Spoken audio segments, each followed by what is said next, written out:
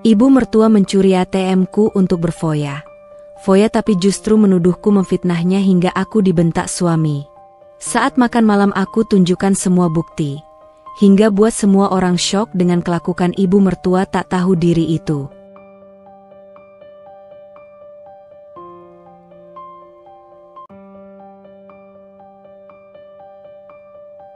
Langit senja di ufuk barat Jakarta melukiskan gradasi jingga dan ungu yang menenangkan.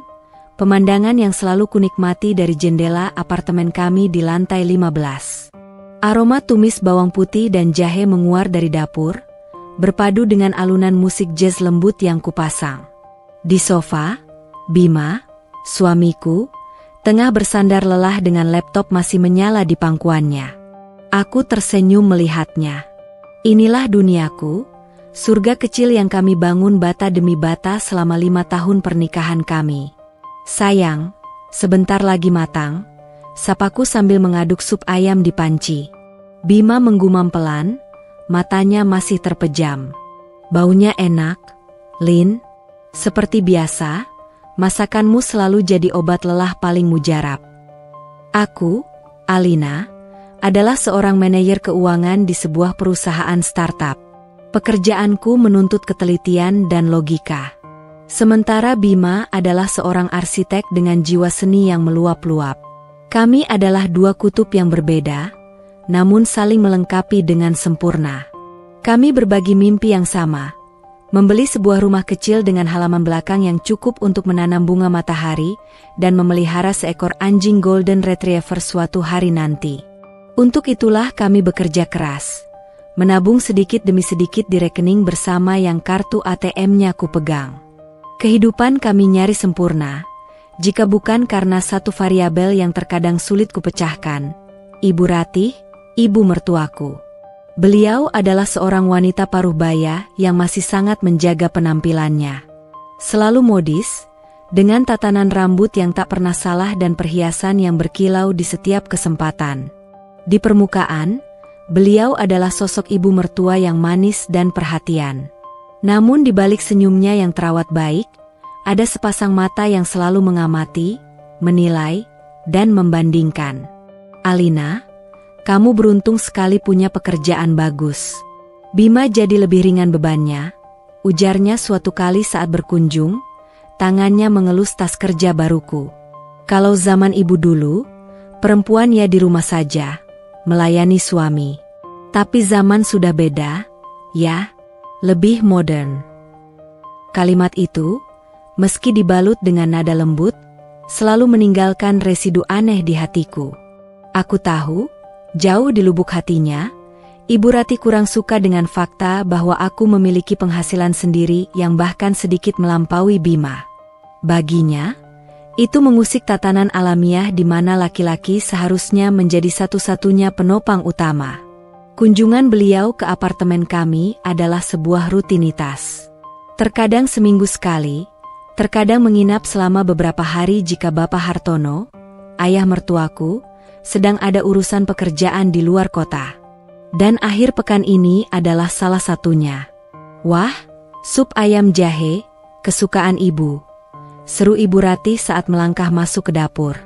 Senyumnya merekah, namun matanya langsung tertuju pada beberapa kantong belanja dari supermarket premium yang tergeletak di meja. Belanja banyak sekali, Lin. Pasti mahal, ya? Aku tersenyum tipis. Mumpung lagi ada diskon, Bu. Sekalian stok untuk seminggu. Pintar sekali menantuku ini mengatur keuangan, pujinya, namun aku bisa menangkap nada sarkasme yang tipis di sana. Beliau kemudian duduk di meja makan, mengawasiku menyelesaikan masakan. Tadi ibu lihat di grup arisan, Bu Siska baru saja beli set perhiasan berlian baru. Katanya hadiah dari menantunya yang pengusaha sukses. Hebat, ya? Aku hanya mengangguk, sudah hafal arah pembicaraan ini. Cerita tentang teman-teman arisannya yang hidup mewah, adalah menu wajib setiap kali beliau berkunjung. Seolah-olah itu adalah sebuah sindiran halus untuk Bima dan aku. Bima yang mendengar suara ibunya segera bangkit dan menyambutnya dengan pelukan hangat. Ibu sudah datang? Bima kangen. Ibu juga kangen sekali sama kamu, Bim, sahut Ibu Ratih, tatapannya melembut saat menatap putra satu-satunya itu. Kamu ini jangan kerja terus. Lihat badanmu sampai kurus begitu. Inilah dualisme Ibu Ratih. Di hadapan Bima, beliau adalah ibu yang paling penyayang di dunia. Segala perhatiannya tercurah pada putranya. Bima, yang memang anak mama, selalu luluh dengan perlakuan itu. Ia tak pernah melihat sisi lain dari ibunya yang seringkali kulihat. Baginya, ibunya adalah malaikat tanpa celah.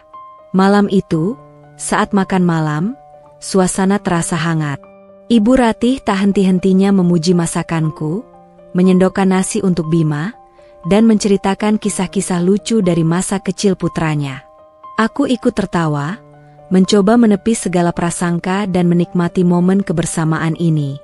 Mungkin aku yang terlalu sensitif, pikirku. Mungkin ibu hanya ingin yang terbaik untuk kami. Setelah makan malam, saat aku sedang mencuci piring, Ibu Ratih mendekatiku.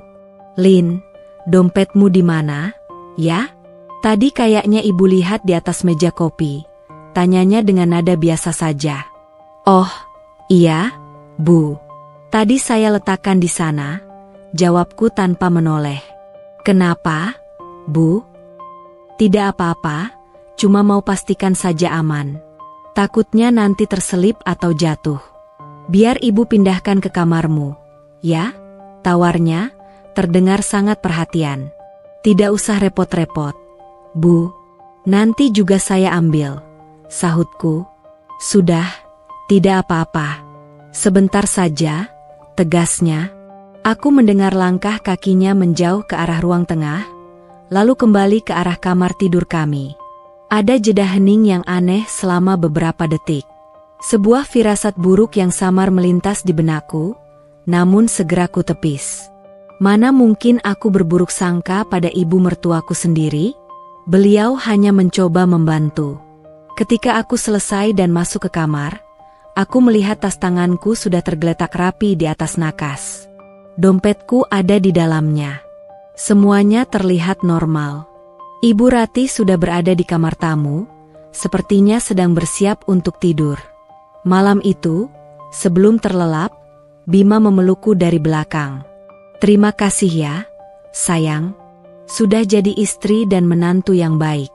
Ibu kelihatannya senang sekali hari ini. Aku membalikan badan dan membalas pelukannya. Sama-sama. Aku juga senang kalau semua rukun. Aku memejamkan mata, mencoba meyakinkan diriku sendiri bahwa semuanya baik-baik saja. Bahwa harmoni di rumah kecil kami ini tidak akan terusik oleh apapun. Namun, aku tidak tahu, di dalam dompetku yang tampak aman itu, sebuah kartu ATM hasil jerih payahku, kartu yang menjadi simpul dari mimpi-mimpi kami, telah berpindah tangan. Malam itu, aku tidur dalam ketidaktahuan yang fana, sementara sebuah rencana egois mulai dijalankan dalam senyap di bawah atap yang sama. Benih konflik telah ditanam, menunggu waktu yang tepat untuk tumbuh dan menghancurkan segalanya.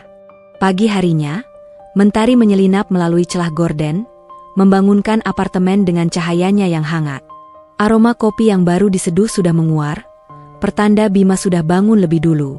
Aku mendapati suami dan ibu mertuaku sudah duduk di meja makan, terlibat dalam obrolan ringan yang terdengar ceria. Nah, ini dia menantu kesayangan ibu sudah bangun. Sapa Ibu Ratih, senyumnya tak lepas dari wajahnya. Pagi ini beliau terlihat lebih segar dari biasanya. Sini, Lin, sarapan dulu. Tadi ibu sempat beli bubur ayam di depan, katanya langganan Bima. Wah, terima kasih banyak, Bu. Jadi merepotkan, ujarku sambil menarik kursi. Repot apa? Sama anak dan menantu sendiri, Kok, balasnya sambil menyendokkan bubur ke mangkuku. Suasana sarapan itu terasa begitu normal dan damai. Bima tampak bahagia melihat kedekatan antara aku dan ibunya.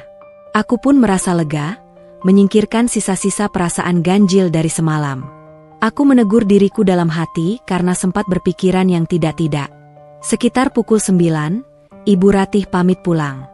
Bapak Hartono sudah menelepon, mengatakan bahwa beliau sudah dalam perjalanan pulang ke rumah mereka di pinggir kota. "Jaga Bima baik-baik ya, Lin," pesan Ibu Ratih sambil memelukku erat di ambang pintu. Pelukannya terasa kencang. "Kamu menantu kesayangan ibu. Kapan-kapan kita harus pergi belanja dan ke salon bareng, ya?" "Tentu, Bu. Hati-hati di jalan," jawabku tulus. Aku dan Bima melambaikan tangan hingga taksi yang ditumpangi Ibu Ratih menghilang di tikungan jalan. Setelahnya, kami menjalani sisa hari Minggu itu dengan santai. Membersihkan apartemen, menonton film, dan bermalas-malasan. Semuanya terasa kembali seperti biasa. Masalah baru muncul keesokan harinya, hari Senin. Setelah pulang kerja, aku berencana untuk mampir ke supermarket untuk membeli beberapa bahan makanan yang habis. Saat tiba di kasir dengan troli yang sudah terisi penuh, aku membuka dompetku untuk mengambil kartu ATM rekening tabungan kami, kartu yang biasa kugunakan untuk belanja bulanan. Jariku merogoh slot kartu yang sudah sangat kuhafal letaknya. Kosong. Aku mengerutkan dahi. Mungkin terselip di slot lain. Aku menarik keluar semua kartu, satu persatu, meletakkannya di atas meja kasir yang sempit. Kartu kredit, KTP, SIM, kartu akses kantor, tapi kartu ATM biru dari rekening tabungan itu tidak ada. "Maaf, Bu, bisa sedikit lebih cepat?" tegur kasir dengan sopan, melihat antrean di belakangku mulai memanjang. Jantungku mulai berdebar sedikit lebih kencang. Wajahku terasa panas. "Sebentar, Mbak," kataku dengan suara sedikit bergetar. Aku membongkar seluruh isi dompet, lalu seluruh isi tas tanganku. Nihil. Kartu itu benar-benar tidak ada. Dengan panik, aku akhirnya membayar menggunakan kartu debit dari rekening gaji pribadiku.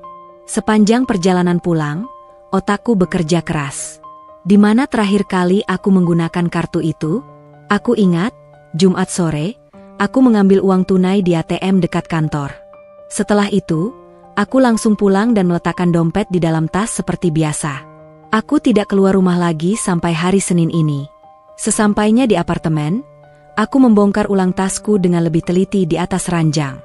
Aku memeriksa setiap kantong, setiap celah, bahkan mengguncangnya hingga semua isinya tumpah. Aku mencari di laci nakas, di meja rias, di sela-sela sofa. Tidak ada. Kartu itu seolah lenyap di telan bumi. Aku duduk termenung di tepi tempat tidur, mencoba menenangkan napasku yang memburu. Aku memutar ulang kejadian akhir pekan kemarin. Jumat malam, dompetku aman di dalam tas. Sabtu, Ibu Ratih datang. Aku memasak, kami makan malam, dan tiba-tiba, sebuah kilasan ingatan muncul begitu jelas. "Lin, dompetmu di mana, ya? Tadi kayaknya ibu lihat di atas meja kopi. Biar ibu pindahkan ke kamarmu, ya?" Seketika tubuhku terasa dingin. Ingatan tentang tawaran, baik hati, Ibu Ratih untuk memindahkan tasku kini terasa begitu mengerikan. Jeda waktu saat beliau masuk ke kamar sendirian. Apakah mungkin? Tidak, tidak mungkin. Aku menggelengkan kepala dengan keras, mencoba mengusir pikiran terkutuk itu. Ini Ibu Ratih, ibu dari suamiku. Mana mungkin beliau melakukan hal serendah itu? Pasti aku yang teledor. Mungkin kartu itu terjatuh di suatu tempat.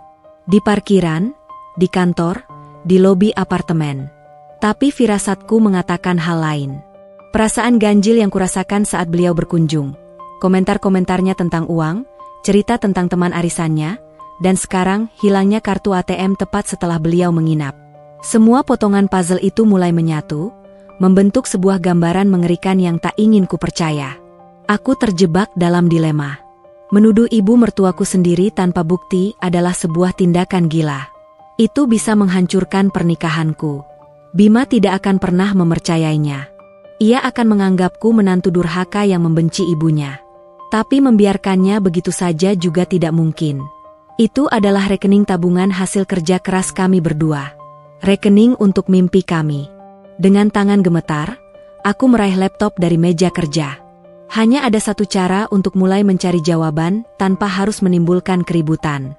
Aku harus memeriksa riwayat transaksi rekening itu. Jika ada transaksi mencurigakan yang terjadi selama akhir pekan, maka kecurigaanku bukan lagi sekadar firasat buruk. Aku membuka situs internet banking, Jariku ragu-ragu mengetikkan username dan password. Layar loading terasa begitu lama, setiap detiknya menambah beban di dadaku. Aku menatap layar dengan napas tertahan, bersiap untuk menghadapi kebenaran apapun yang akan muncul. Dunia di sekitarku seolah menyempit, hanya menyisakan aku dan cahaya dingin dari layar laptop. Jari-jariku yang gemetar berhasil mengklik menu, mutasi rekening. Aku memilih rentang waktu dari hari Jumat hingga hari ini. Dengan sekali tarikan napas panjang, aku menekan tombol, tampilkan. Daftar transaksi muncul di layar. Jantungku seolah berhenti berdetak. Aku menelusuri daftar itu dari atas. Ada transaksi terakhirku pada hari Jumat sore, penarikan tunai di ATM dekat kantor. Itu benar. Setelah itu, mataku terpaku pada baris-baris berikutnya, baris-baris transaksi yang bukan aku pelakunya.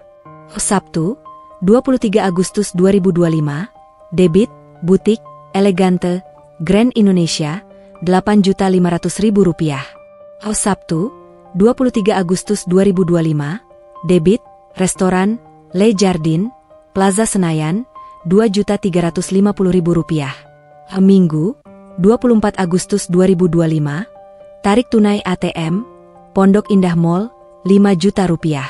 Total ada 3 transaksi asing dengan jumlah yang fantastis, Rp15.850.000. Uang tabungan kami untuk cicilan rumah, hasil dari lembur dan penghematan berbulan-bulan, terkuras dalam waktu kurang dari 48 jam. Napasku tercekat. Ruangan ber-AC ini mendadak terasa pengap dan panas. Kepalaku pening. Butik, Elegante, restoran, Le Jardin. Itu adalah tempat-tempat mahal yang sering Ibu Rati sebutkan saat menceritakan gaya hidup teman-teman sosialitanya. Tempat-tempat yang aku dan Bima tidak pernah datangi karena kami sadar betul prioritas keuangan kami. Dan penarikan tunai di Pondok Indah Mall pada hari Minggu, itu adalah hari di mana Ibu Rati pamit pulang. Lokasi mal itu searah dengan jalan menuju rumahnya. Semua keraguan sirna.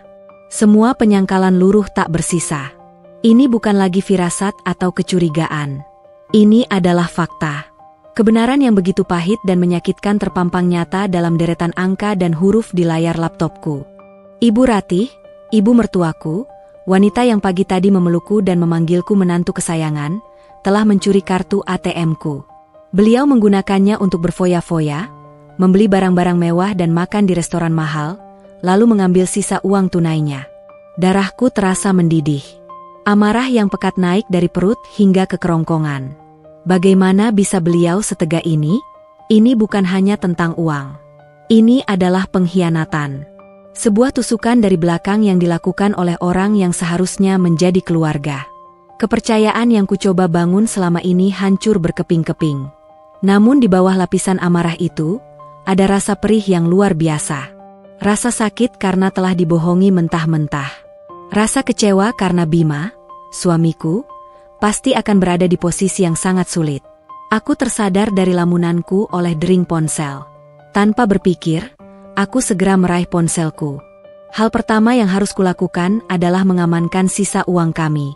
Dengan tangan yang masih sedikit gemetar, aku menelepon layanan pelanggan bank.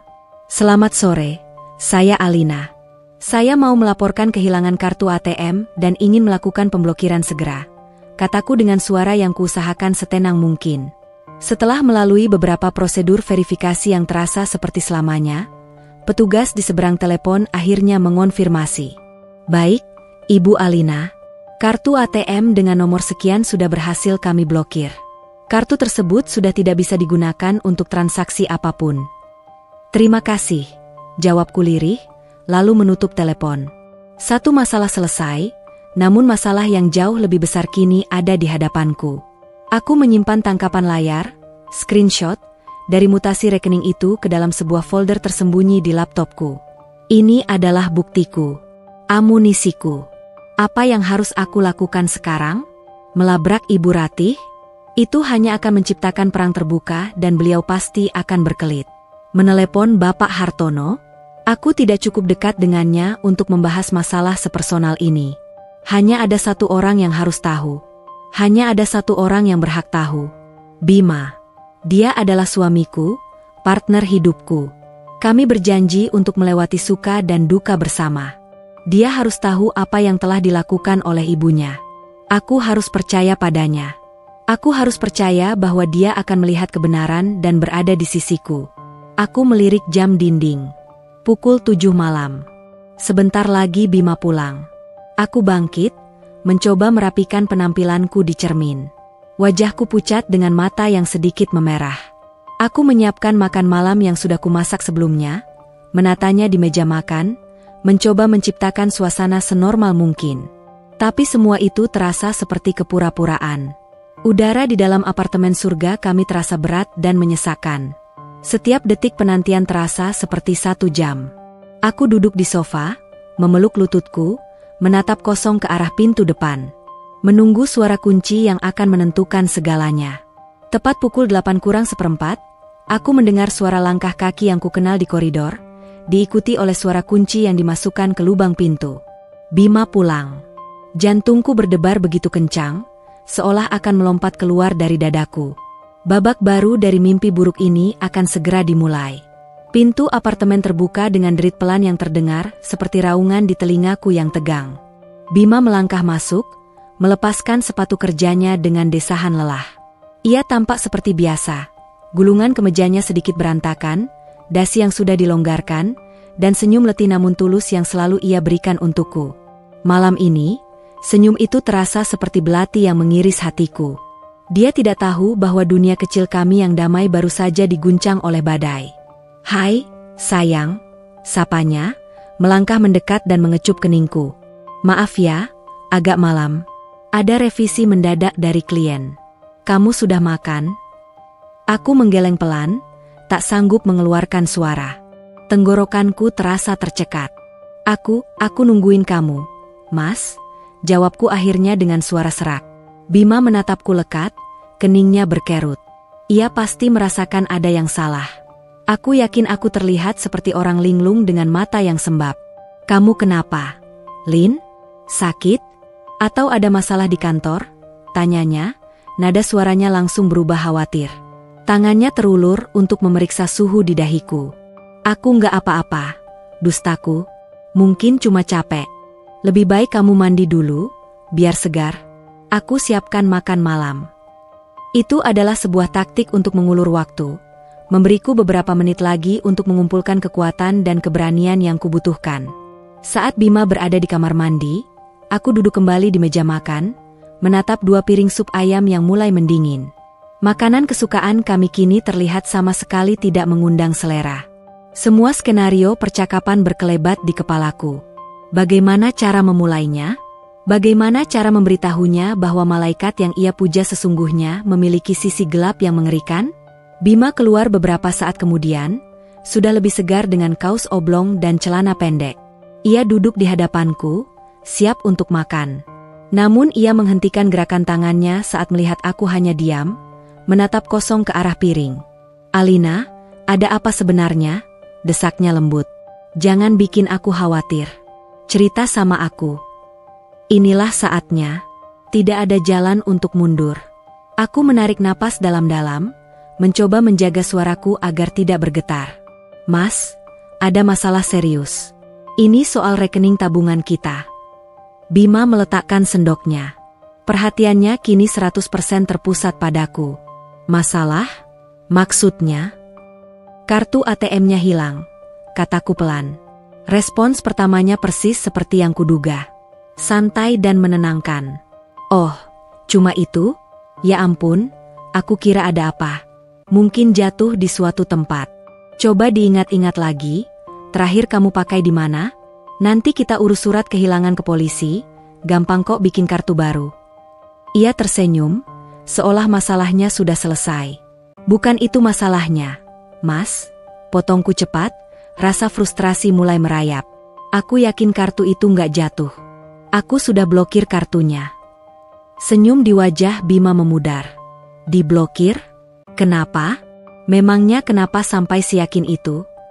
Aku tidak menjawab, hanya bangkit dari kursi dan berjalan ke arah laptop yang masih menyala di meja kerja. Aku memberi isyarat agar ia mengikutiku. Dengan ragu, Bima bangkit dan berdiri di belakangku, menatap layar laptop. Aku membuka folder tersembunyi itu dan menampilkan gambar tangkapan layar dari mutasi rekening. Lihat ini, bisikku. Aku melihat matanya bergerak cepat, membaca baris demi baris transaksi. Awalnya ia diam, mencoba mencerna informasi di hadapannya. Aku memberinya waktu, berharap logikanya sebagai seorang profesional akan bekerja. 15 juta rupiah lebih? Dalam 2 hari, suaranya terdengar kaget. Di Grand Indonesia? Plaza Senayan? Ini gila. Ini pasti kejahatan skimming. Lin, kartu kita digandakan orang di ATM waktu kamu terakhir ambil uang. Kita harus lapor polisi sekarang juga. Amarah Bima tersulut, tapi ke arah yang salah. Ia marah pada penjahat tak berwajah, pada sistem keamanan ban yang lemah. Ia marah pada semua hal, kecuali pada satu kemungkinan yang tak pernah terlintas di benaknya. Hatiku terasa sakit. Aku berharap ia bisa melihatnya sendiri, tapi ternyata tidak. Aku harus mengatakannya. Mas, aku juga awalnya berpikir begitu, kataku dengan suara bergetar. Tapi coba kamu lihat lagi. Lihat tanggalnya. Hari Sabtu dan Minggu. Tepat saat ibu menginap di sini. Dan lihat lokasinya. Itu tempat-tempat yang sering ibu ceritakan, kan? Dan penarikan tunai terakhir di Pondok Indah Mall, searah jalan pulang ke rumah ibu. Aku bisa merasakan tubuh Bima menegang di belakangku. Keheningan yang menyusul terasa lebih berat dari apapun. Aku menunggu, berdoa dalam hati agar ia mengerti, agar ia menghubungkan titik-titik itu seperti yang telah kulakukan. Maksud kamu apa, Alina? Tanyanya pelan, namun nadanya berubah total. Ada hawa dingin yang menusuk dalam suaranya. Aku membalikan badan untuk menghadapnya. Mataku sudah berkaca-kaca. Mas, sebelum kartu itu hilang, satu-satunya orang yang memegang tasku, yang memindahkannya ke kamar hanya ibu. Wajah Bima mengeras seketika. Ekspresi khawatir dan bingung tadi lenyap, digantikan oleh tatapan tajam penuh ketidakpercayaan yang belum pernah kulihat sebelumnya. Kamu nuduh ibu? Desisnya, setiap kata diucapkan dengan penekanan yang dingin. Aku nggak nuduh. Mas, aku cuma menunjukkan fakta yang ada. Balasku, suaraku mulai meninggi karena campuran rasa sakit dan putus asa. Fakta? Ia tertawa sinis, sebuah tawa yang sama sekali tidak lucu. Fakta apa? Lin, fakta kalau kamu kehilangan kartu, lalu dengan gampangnya menyalahkan ibuku? Ibuku sendiri? Kamu sadar nggak siapa yang kamu bicarakan ini? Aku sadar, Bima. Justru karena aku sadar makanya ini terasa sangat menyakitkan. Menyakitkan? Kamu tahu apa yang lebih menyakitkan? Mendengar istriku sendiri menuduh ibuku sebagai seorang pencuri. Suaranya mulai naik. Ibu itu nggak mungkin melakukan hal serendah itu. Untuk apa? Kalau beliau butuh uang, beliau pasti akan bicara langsung sama aku, putranya. Bukan dengan cara mencuri seperti ini. Bima berjalan mondar-mandir di ruangan sempit itu, tangannya mengacak-acak rambutnya sendiri karena frustrasi. Ia terlihat seperti singa yang terluka, siap menerkam siapa saja yang mengancam keluarganya. Dan saat ini, ancaman itu adalah aku. Mungkin kamu yang lupa.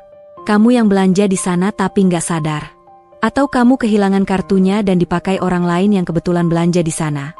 Ia terus mencari-cari penjelasan lain, penjelasan apapun yang tidak melibatkan ibunya. Air mataku akhirnya tumpah. Aku nggak mungkin lupa sudah menghabiskan uang 15 juta. Mas, aku manajer keuangan, aku tahu persis setiap rupiah yang keluar. Buktinya ada di depan mata kamu, kenapa kamu nggak mau lihat? Teriakan putus asaku sepertinya menjadi pemicu terakhirnya. Ia berhenti mondar-mandir dan menatapku dengan mata menyala-nyala karena amarah. Cukup, Alina, bentaknya, suaranya menggema di apartemen kami yang senyap. Aku terlonjak kaget, tubuhku gemetar hebat. Ini pertama kalinya Bima membentakku sekeras ini. Aku nggak mau dengar lagi fitnah ini. Lanjutnya dengan napas terengah-engah. Kamu sudah kelewatan.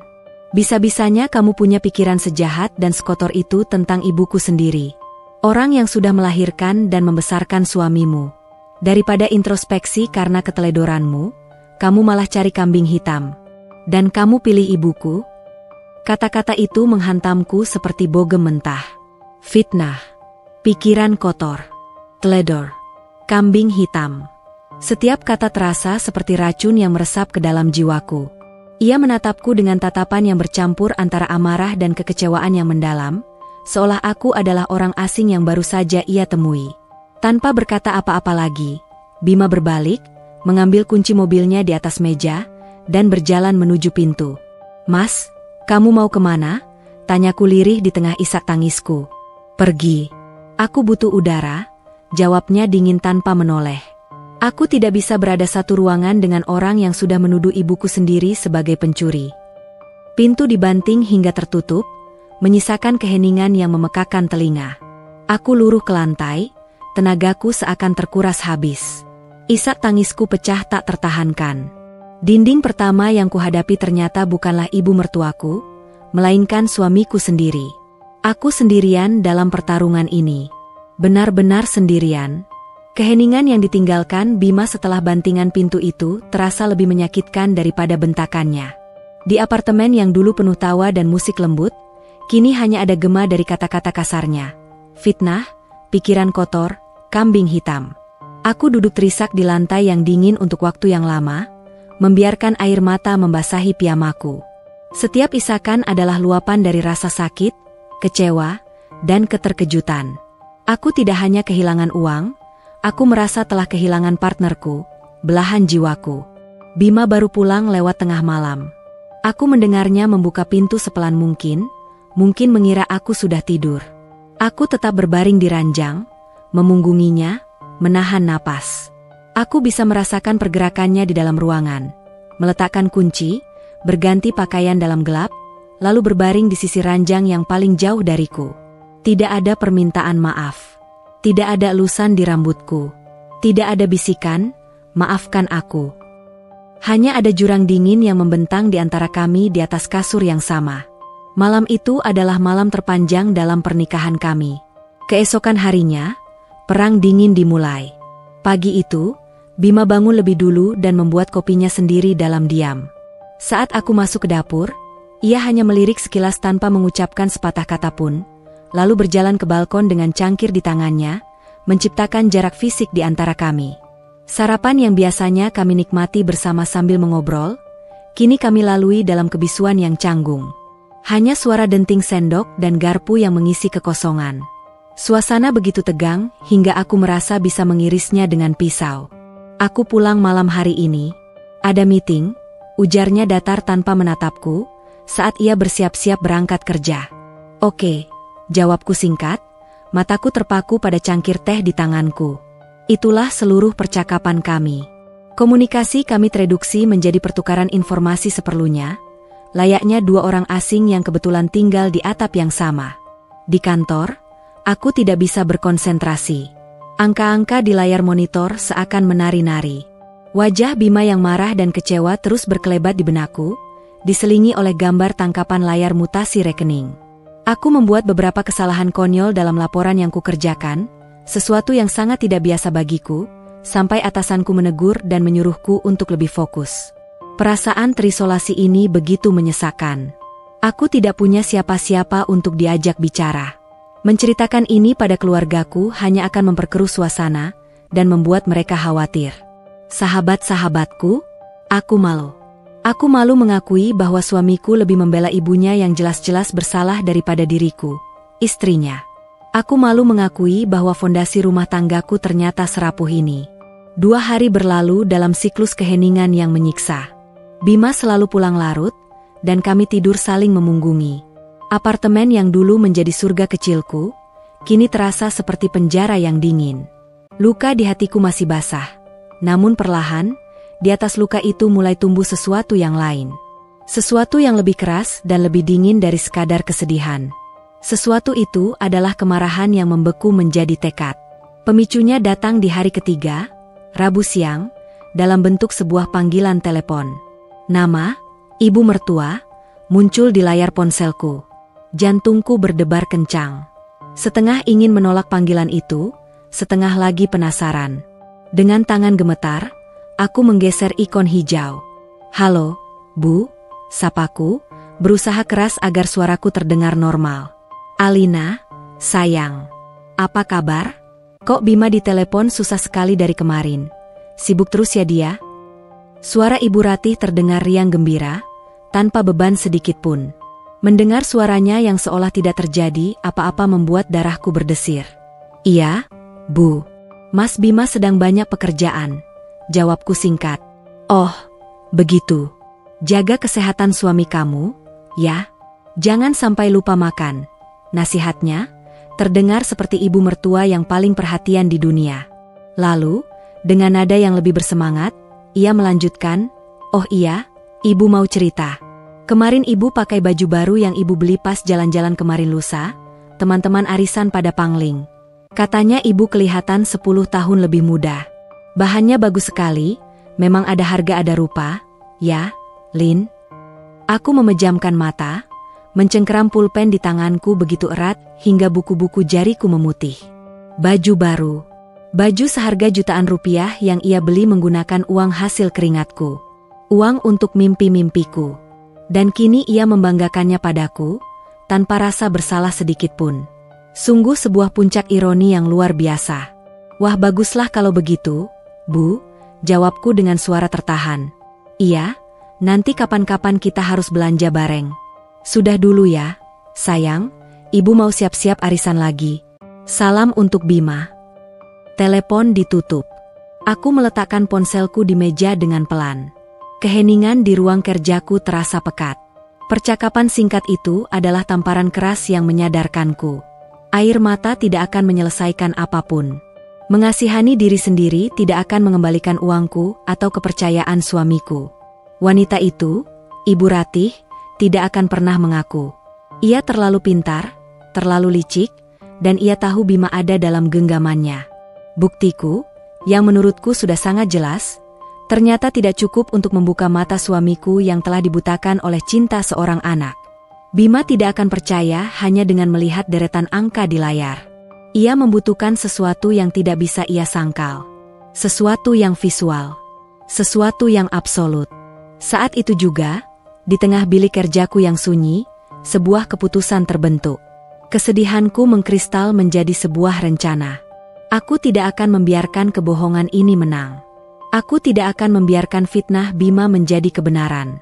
Aku akan membuktikan ucapanku, bukan lagi untuknya, tapi untuk diriku sendiri.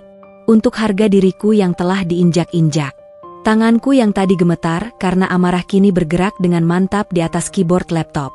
Aku membuka browser internet. Aku tidak lagi mencari cara memulihkan hubungan dengan suamiku. Aku mencari sesuatu yang lain. Di kolom pencarian, aku mengetik, prosedur permintaan rekaman CCTV Grand Indonesia. Lalu aku membuka tab baru, kontak manajemen keamanan Plaza Senayan. Dan satu tab lagi, informasi CCTV area ATM Pondok Indah Mall. Perang dingin di rumah mungkin masih akan berlanjut. Tapi di dalam diriku, perang yang sesungguhnya baru saja dimulai. Aku akan mengumpulkan semua bukti, kepingan demi kepingan, sampai aku memiliki sebuah gambar utuh yang begitu jelas, yang bahkan anak mama yang paling keras kepala sekalipun tidak akan bisa menyangkalnya. Dan aku akan menyajikan kebenaran itu, bukan dengan air mata, tapi dengan fakta yang tak terbantahkan. 2 hari berikutnya, apartemen kami menjadi panggung sandiwara bisu. Aku dan Bima bergerak seperti 2 bayangan, hidup dalam orbit masing-masing yang nyaris tak bersinggungan. Pagi hari diisi keheningan pekat, malam hari diisi kekosongan ranjang yang terasa begitu luas. Rasa sakit karena pengabaiannya masih ada, namun kini tertimbun di bawah lapisan tekad yang mengeras.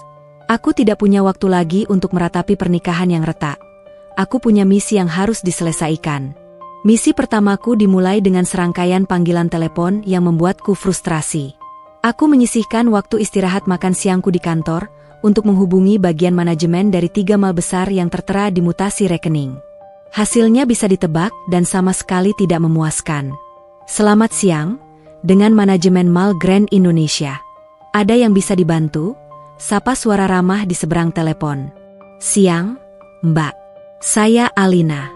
Saya ingin menanyakan prosedur untuk meminta salinan rekaman CCTV di area butik lantai 1 untuk hari Sabtu lalu." Jelasku setenang mungkin. "Mohon maaf, Bu Alina. Sesuai SOP, Rekaman CCTV adalah properti internal kami dan bersifat rahasia.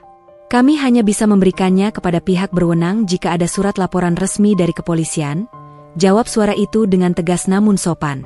Jawaban yang sama kudapatkan dari Plaza Senayan dan Pondok Indah Mall. Dinding birokrasi yang tinggi dan tebal langsung menghadangku. Surat laporan dari kepolisian. Dua kata itu terus berdengung di telingaku. Itu berarti aku harus pergi ke kantor polisi, duduk di hadapan seorang petugas, dan secara resmi menuduh Ratih Suryaningrum, ibu mertuaku sendiri, telah melakukan tindak pidana pencurian. Membayangkannya saja sudah membuat perutku mulas. Itu adalah langkah eskalasi yang luar biasa besar. Sebuah langkah tanpa jalan kembali. Melaporkan ibu mertuaku ke polisi bukan hanya akan menghancurkan nama baiknya, tapi juga akan menghancurkan Bima. Itu akan menjadi luka yang tidak akan pernah bisa disembuhkan dalam keluarga kami. Aku belum siap untuk meledakkan bom nuklir itu. Harus ada cara lain. Setelah seharian buntu, sebuah ide terlintas di benakku saat aku sedang menatap laporan keuangan di layar komputerku. Aku terbiasa menangani sengketa dan verifikasi data. Aku tidak harus mendekati masalah ini sebagai korban yang panik. Aku bisa mendekatinya sebagai seorang profesional yang sedang melakukan investigasi internal. Targetku bukan lagi manajemen mal yang besar dan kaku, melainkan unit yang lebih kecil dan mungkin lebih fleksibel, toko itu sendiri. Keesokan harinya, hari Jumat, aku memutuskan untuk mengambil cuti setengah hari. Tujuanku adalah butik Elegante di Grand Indonesia, lokasi transaksi terbesar. Aku berdandan serapi mungkin, mengenakan blus terbaikku dan blazer kerja, menata rambutku dengan rapi, dan membawa tas kerja yang terlihat profesional. Penampilan adalah segalanya. Aku tidak boleh terlihat seperti wanita yang sedang kalut, melainkan seperti seseorang yang memegang kendali.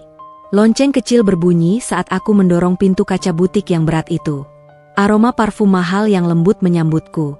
Di dalam, beberapa wanita sosialita sedang melihat-lihat gaun, dilayani oleh pramuniaga yang tanpa celah.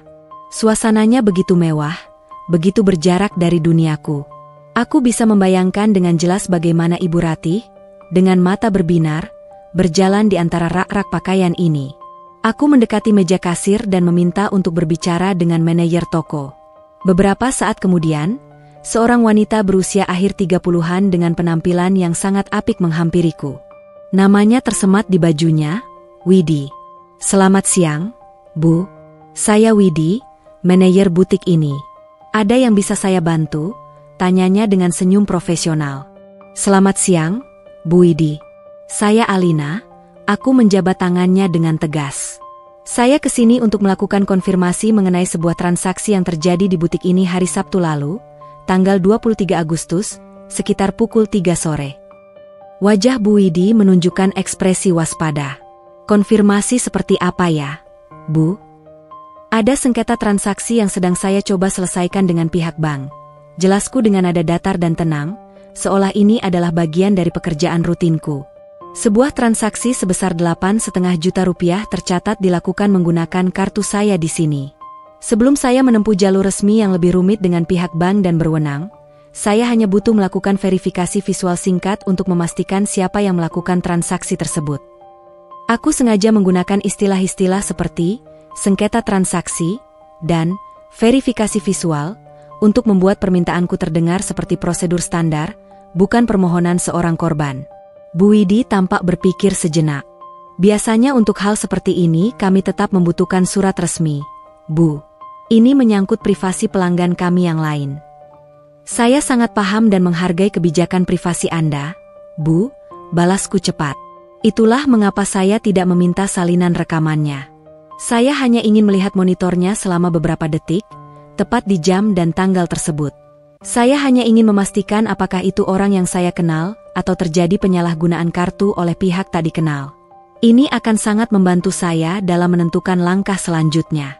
Jika terbukti ini adalah penyalahgunaan oleh orang asing, tentu saya akan segera membuat laporan polisi dan kembali ke sini dengan surat resmi. Logikaku sepertinya berhasil. Aku memberinya dua pilihan, membantuku sebentar secara tidak resmi, atau menghadapi kemungkinan urusan yang lebih panjang dan rumit dengan polisi. Kelihatannya ia lebih memilih yang pertama. Ia menghela napas pelan. Transaksi yang cukup besar. Ya, gumamnya, mungkin ikut penasaran. Baiklah, Bu Alina. Saya rasa saya bisa bantu. Tapi saya tegaskan, saya tidak bisa memberikan salinan apapun dan ini hanya untuk Ibu lihat sekilas saja. Jantungku melonjak. Namun aku berhasil menjaga ekspresi wajahku tetap tenang dan profesional.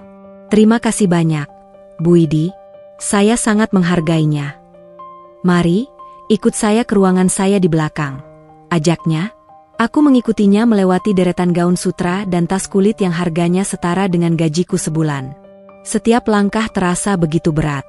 Aku berjalan menuju sebuah kebenaran yang mungkin akan lebih menyakitkan dari yang kubayangkan. Kami tiba di depan sebuah pintu kayu.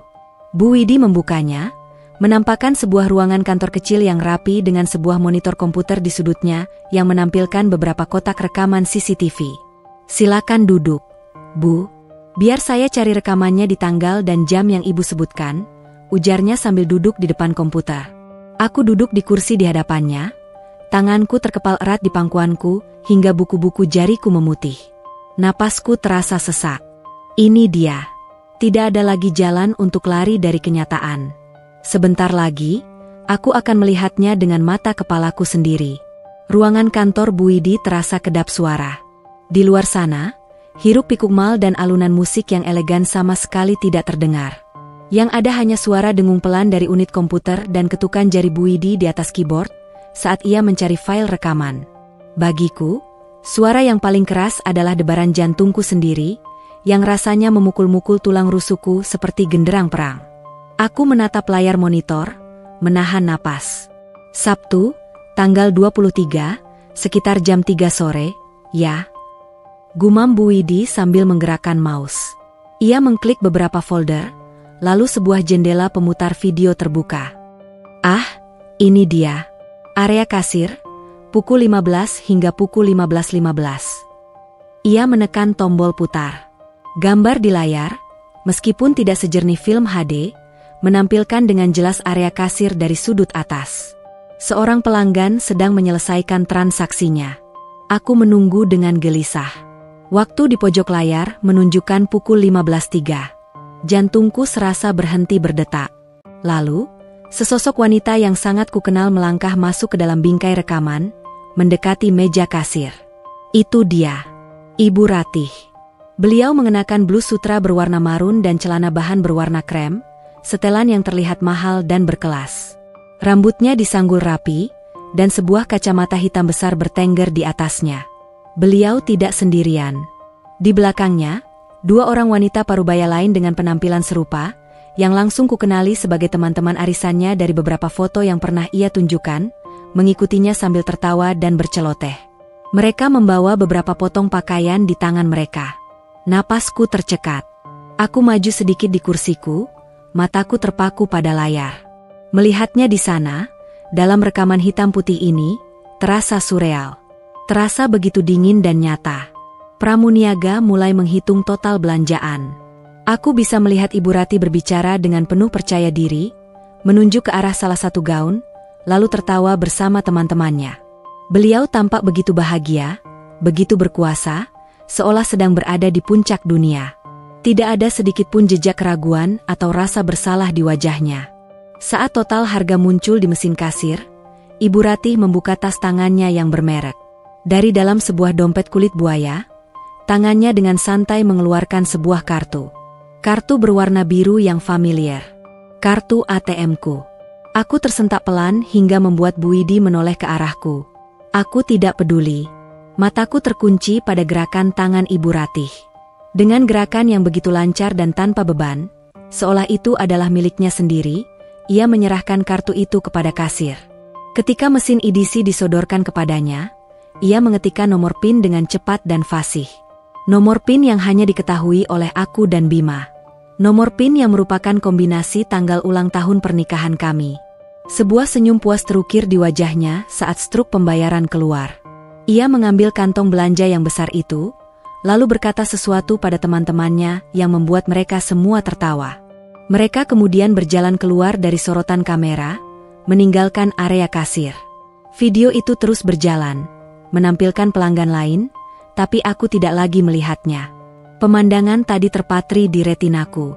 Ibu Ratih tersenyum, berfoya-foya dengan teman-temannya. Menggunakan uang hasil kerja kerasku untuk membeli status sosial dan pengakuan di antara lingkarannya. Pengkhianatan itu kini memiliki wujud, suara, dan senyuman. Bu Alina? Suara lembut Bu Widi menyadarkanku. Jadi, apakah ibu mengenali orangnya? Aku menoleh padanya, mataku terasa panas dan perih. Aku tidak tahu ekspresi apa yang terpampang di wajahku, tapi itu cukup untuk membuat senyum profesional Bu Widi luntur, digantikan oleh tatapan iba. Aku mengangguk pelan. Iya, Bu. Saya kenal, jawabku dengan suara serak. Aku menelan ludah, menguatkan diri. Aku harus mendapatkan bukti ini. Bu Widi, saya tahu apa yang saya katakan tadi. Tapi kenyataannya, ini jauh lebih rumit dan menyakitkan dari sekadar sengketa bank. Orang itu, dia ibu mertua saya. Pengakuanku membuat Bu Widi terdiam. Matanya sedikit melebar karena terkejut. Ia menatapku, lalu kembali ke layar monitor yang kini kuhentikan. Pos, tepat di gambar wajah Ibu Ratih yang sedang tersenyum. Dalam sekejap, ia seolah mengerti seluruh beban yang sedang kupikul. Saya mohon, Bu, pintaku dengan suara memelas, menanggalkan semua topeng profesionalisme. Saya butuh bukti ini. Saya tidak tahu harus bagaimana lagi. Suami saya tidak percaya pada saya. Bu Widi tampak bimbang. Ia menghela napas panjang, terlihat jelas pertarungan batin di dalam dirinya antara peraturan perusahaan dan rasa empatinya sebagai sesama wanita. Peraturan tetaplah peraturan, Bu Alina, ujarnya pelan, dan hatiku mencelos. Saya bisa kehilangan pekerjaan jika memberikan file rekaman ini tanpa surat resmi. Aku sudah akan memohon lagi saat ia mengangkat tangannya sedikit, menghentikanku. Ia melirik ke arah pintu kantornya, lalu menatapku lagi dengan suara yang lebih pelan. Tapi, lanjutnya, sepertinya saya tiba-tiba merasa haus dan harus pergi ke pantry sebentar untuk membuat teh.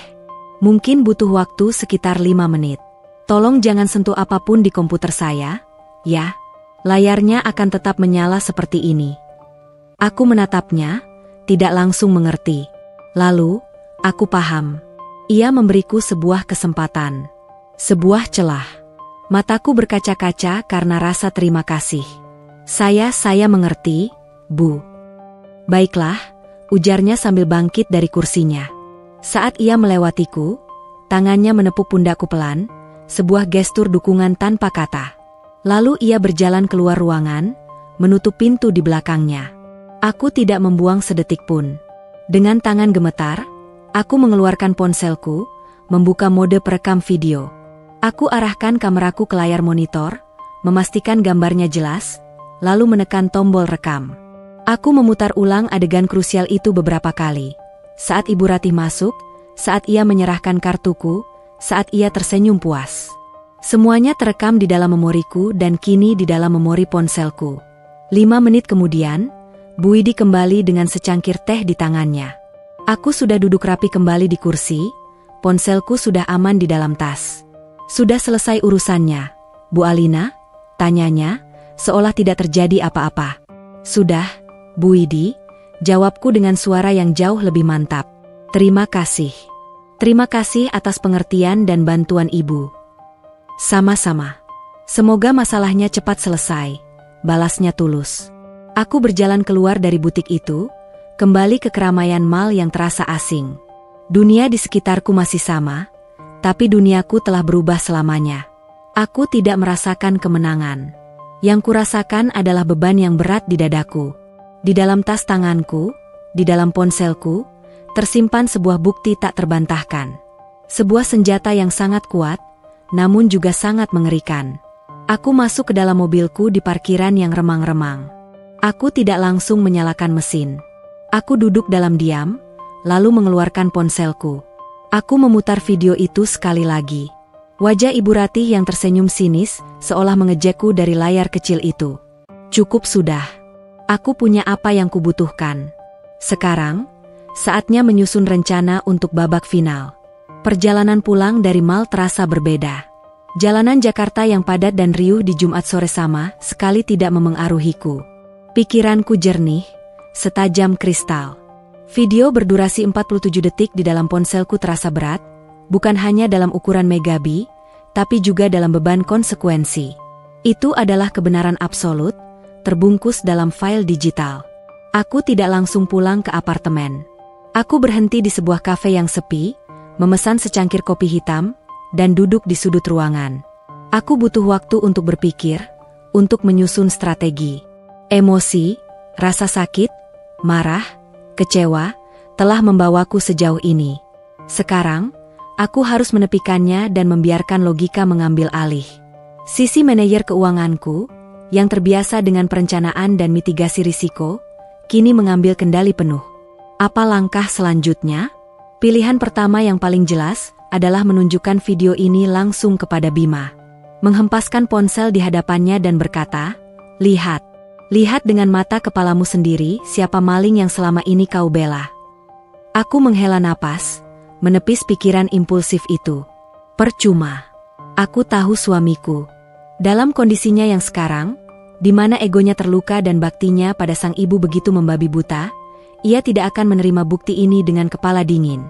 Ia mungkin akan menuduhku merekayasa video, melakukan deepfake, atau 1001 dalih lainnya untuk melindungi benteng pertahanan yang telah ia bangun di sekeliling ibunya.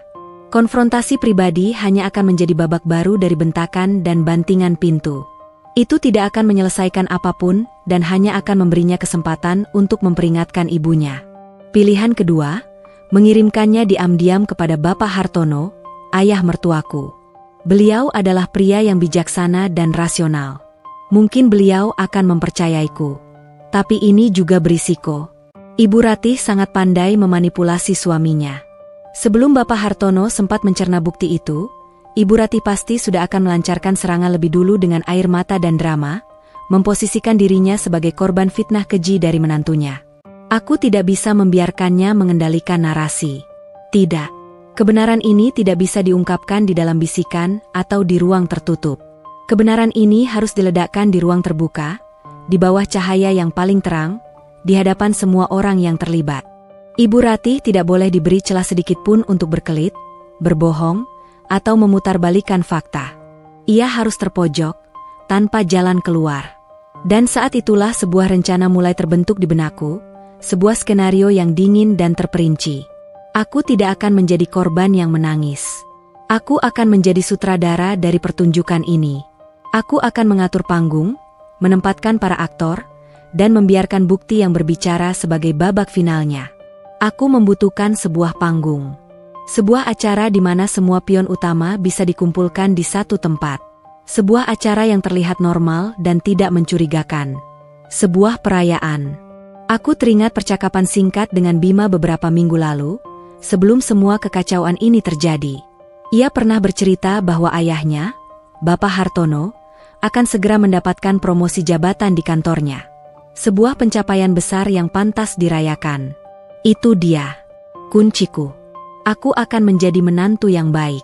Aku akan menjadi inisiator dari sebuah makan malam keluarga untuk merayakan promosi Bapak Hartono. Aku akan mengundang mereka semua ke apartemenku, wilayah kekuasaanku. Bima, yang merasa bersalah namun terlalu gengsi untuk mengakuinya, pasti akan menyambut baik gestur damai dariku ini. Bapak Hartono akan merasa tersanjung. Dan Ibu Ratih, beliau akan datang dengan senyum kemenangan, merasa telah berhasil menaklukkan menantunya yang pembangkang, tanpa menyadari bahwa ia sedang berjalan lurus ke dalam perangkap yang telah kusiapkan. Di mejaku sendiri, di rumahku sendiri, aku akan mengendalikan semuanya. Rencana itu terasa kejam, terasa dingin.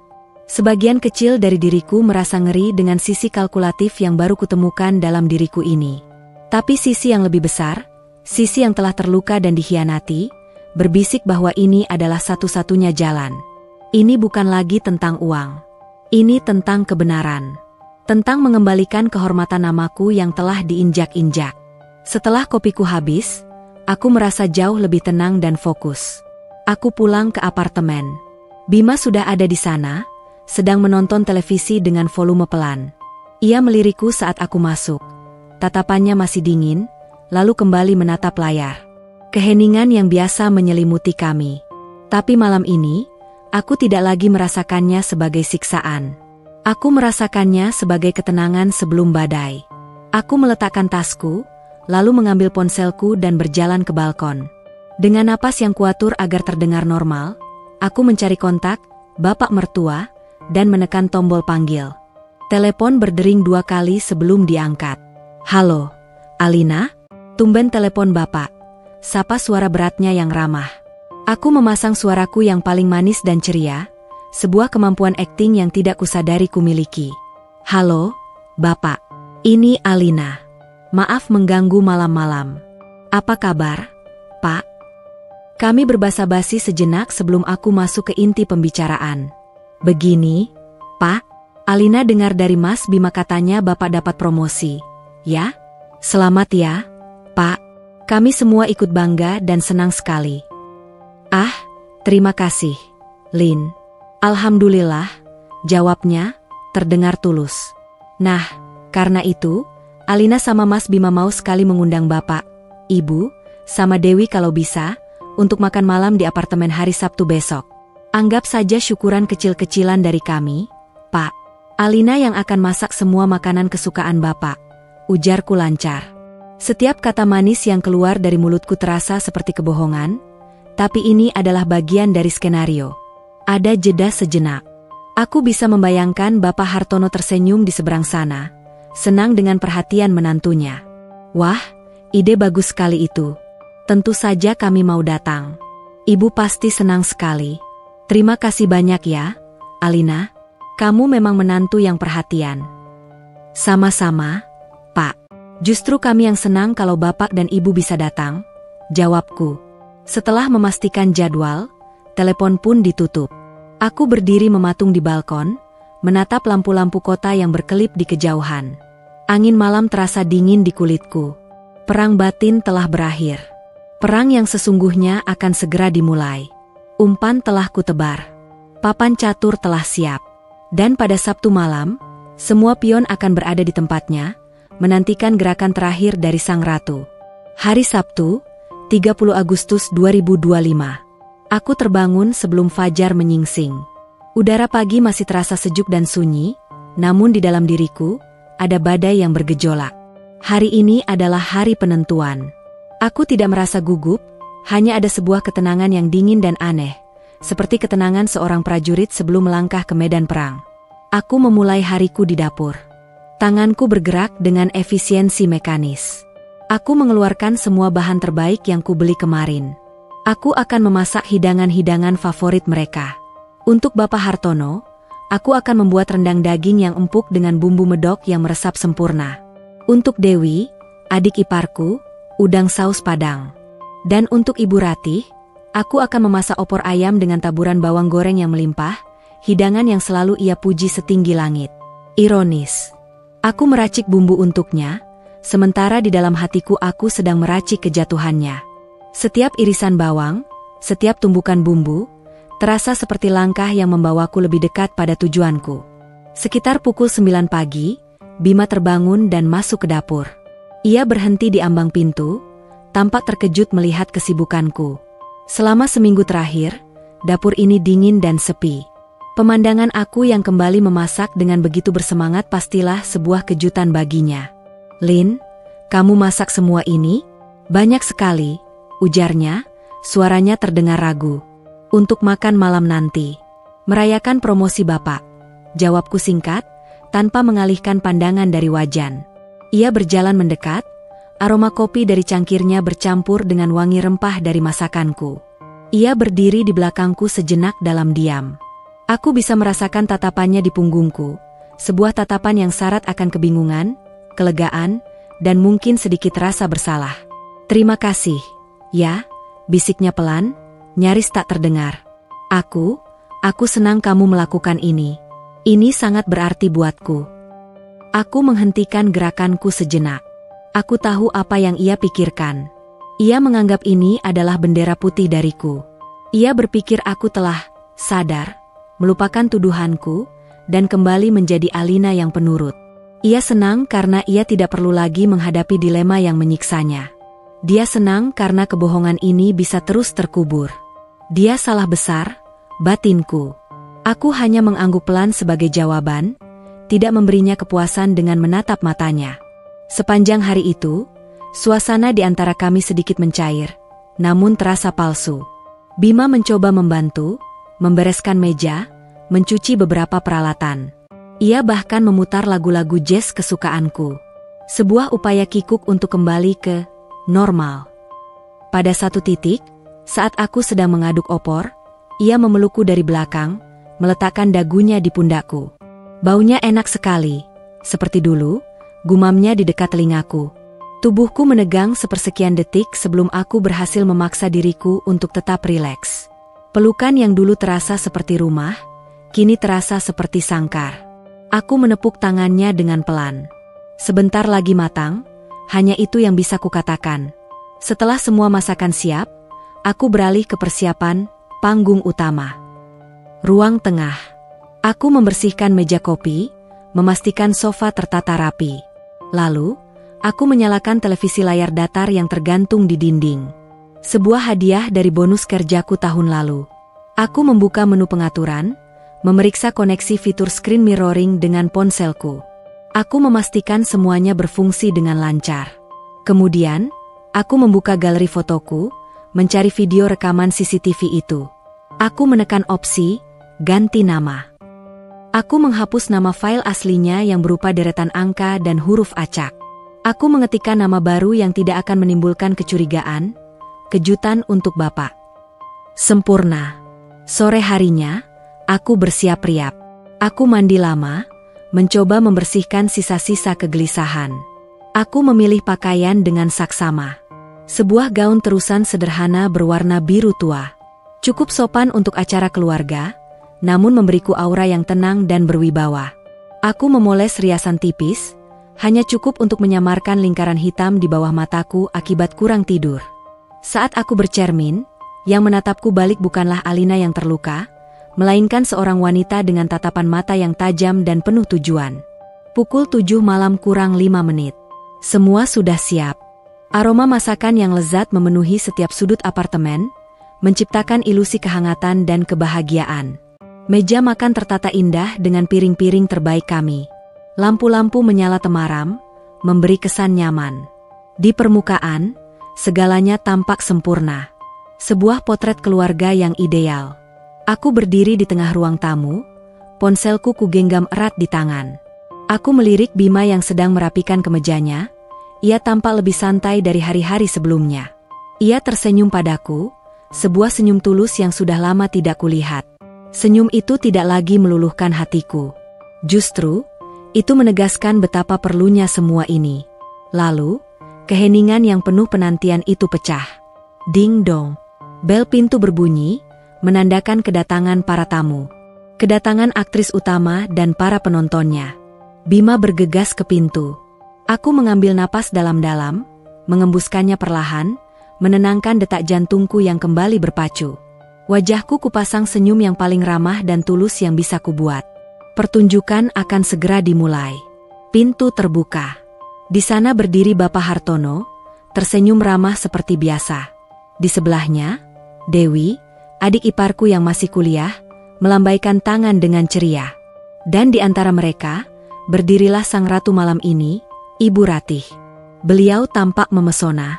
Mengenakan gamis brokat modern berwarna hijau sage yang elegan, dengan kerudung yang serasi dan riasan wajah yang sempurna. Di pergelangan tangannya, sebuah gelang emas baru berkilauan di bawah cahaya lampu koridor. Pakaian dan perhiasan yang kubayar dengan harga diriku. Assalamualaikum. Wah, menantu ibu masak apa nih? Kok baunya sampai keluar? Serunya dengan suara riang yang dibuat-buat, memecah keheningan. Beliau melangkah masuk, melewati Bima, dan langsung memelukku. Pelukannya terasa erat, namun dingin. Alina, sayang, kamu repot-repot sekali. Sama sekali nggak repot. Bu, ayo, silakan masuk. Jawabku, senyumku tak goyah sedikit pun. Mata Ibu Ratih menyapu seluruh apartemen, lalu berhenti sejenak pada Bima, memberinya tatapan penuh arti seolah berkata, "Lihat, kan? Pada akhirnya dia akan tunduk juga." Kemudian ia menatapku lagi, kali ini dengan tatapan yang sedikit merendahkan, tatapan seorang pemenang. Bapak Hartono menjabat tangan putranya dengan hangat. Selamat ya, Pak. Bima ikut bangga, ujar Bima. Terima kasih, Bim. Ini semua juga berkat doa kalian, balas Bapak Hartono tulus. Makan malam pun dimulai. Aku menyajikan hidangan satu persatu, menuangkan nasi untuk semua orang, memastikan gelas mereka tidak pernah kosong. Aku adalah citra menantu yang sempurna. Bima tampak sangat bahagia. Ia duduk di sebelahku, sesekali lengannya menyentuh lenganku, sebuah gestur kecil yang menunjukkan kelegaan hatinya. Ia pikir kami sudah melewati badai. Padahal, kami baru saja memasuki pusat mata badai itu. Ya ampun, Lin, rendang buatanmu ini tidak ada duanya. Lebih enak dari yang di restoran Padang langganan Bapak. Puji Bapak Hartono setelah suapan pertamanya. Benar, udangnya juga mantap, Kak, timpal Dewi. Aku hanya tersenyum. Alhamdulillah kalau suka. Percakapan mengalir ringan. Bapak Hartono menceritakan tentang tanggung jawab barunya di kantor. Dewi bercerita tentang tugas akhirnya di kampus. Bima menimpali dengan kisah-kisah lucu dari proyek arsitekturnya. Semuanya terasa begitu normal, begitu hangat. Sebuah ilusi kebahagiaan keluarga yang kubangun dengan sangat hati-hati. Ibu Ratih, tentu saja, menjadi bintang utama dalam percakapan itu. Beliau mendominasi meja makan dengan cerita-ceritanya. Oh iya, kemarin ibu arisan di restoran baru di Plaza Senayan, Le Jardin. Tempatnya bagus sekali. Makanannya enak-enak, tapi harganya? Beliau berhenti sejenak, melirikku dengan ujung matanya. Lumayan, sih. Tapi sekali-sekali memanjakan diri tidak apa-apa, kan? Apalagi kalau perempuan zaman sekarang, harus bisa mandiri. Betul tidak, Lin? Aku merasakan tatapan Bima padaku. Aku tahu ia berharap aku tidak terpancing. Aku hanya tersenyum tipis. Betul sekali, Bu. Pukulan telak bagiku. Ia tidak hanya membanggakan hasil curiannya, ia juga menggunakan filosofi hidupku, kemandirian finansial perempuan, untuk mengejekku secara terselubung. Ia seolah berkata, uangmu sekarang menjadi kesenanganku. Tidak berhenti di situ, beliau kemudian mengagumi gamis baru yang dikenakannya. Bima, lihat deh, bagus tidak baju yang ibu pakai? Ibu beli di Grand Indonesia. Bahannya adem sekali. Ibu pikir, sesekali ibu harus tampil lebih modis, biar tidak malu-maluin kalau kumpul sama teman-teman. Bagus kok, Bu. Ibu pakai apa saja juga bagus. Puji Bima, matanya berbinar menatap ibunya. Setiap kata pujian dari Bima terasa seperti sayatan baru di hatiku. Ia memuji pakaian yang dibeli dengan uang hasil jerih payah kami, uang yang seharusnya kami gunakan untuk membayar uang muka rumah impian kami. Ia duduk di sana, dalam kebahagiaan yang buta, sama sekali tidak menyadari ironi pahit yang sedang tersaji di hadapannya. Aku terus makan dalam diam, mengunyah makananku perlahan, membiarkan mereka menikmati sandiwara ini. Aku adalah penonton di barisan terdepan, sekaligus sutradara yang menunggu waktu yang tepat untuk menjatuhkan tirai. Aku melihat cara Ibu Ratih sesekali melirikku dengan penuh kemenangan. Aku melihat Bapak Hartono yang tulus menikmati malam itu. Aku melihat Dewi yang polos dan ceria. Dan aku melihat Bima, suamiku, yang tertawa lepas, begitu lega karena masalah kecil di antara kami telah usai. Saat hidangan penutup, puding coklat kesukaan Bima selesai disantap, suasana terasa santai dan penuh. Perut mereka kenyang, dan pertahanan mereka lengah. Inilah saat yang kutunggu. Alhamdulillah, kenyang sekali. Masakanmu benar-benar juara, Lin, ujar Bapak Hartono sambil bersandar di kursinya. Terima kasih, Pak, jawabku. Aku bangkit dari kursi, mulai mengumpulkan piring-piring kotor. Sini, Kak, aku bantu, tawar Dewi. Tidak usah, kamu duduk saja sama Bapak dan Ibu. Ngobrol-ngobrol dulu, tolakku halus.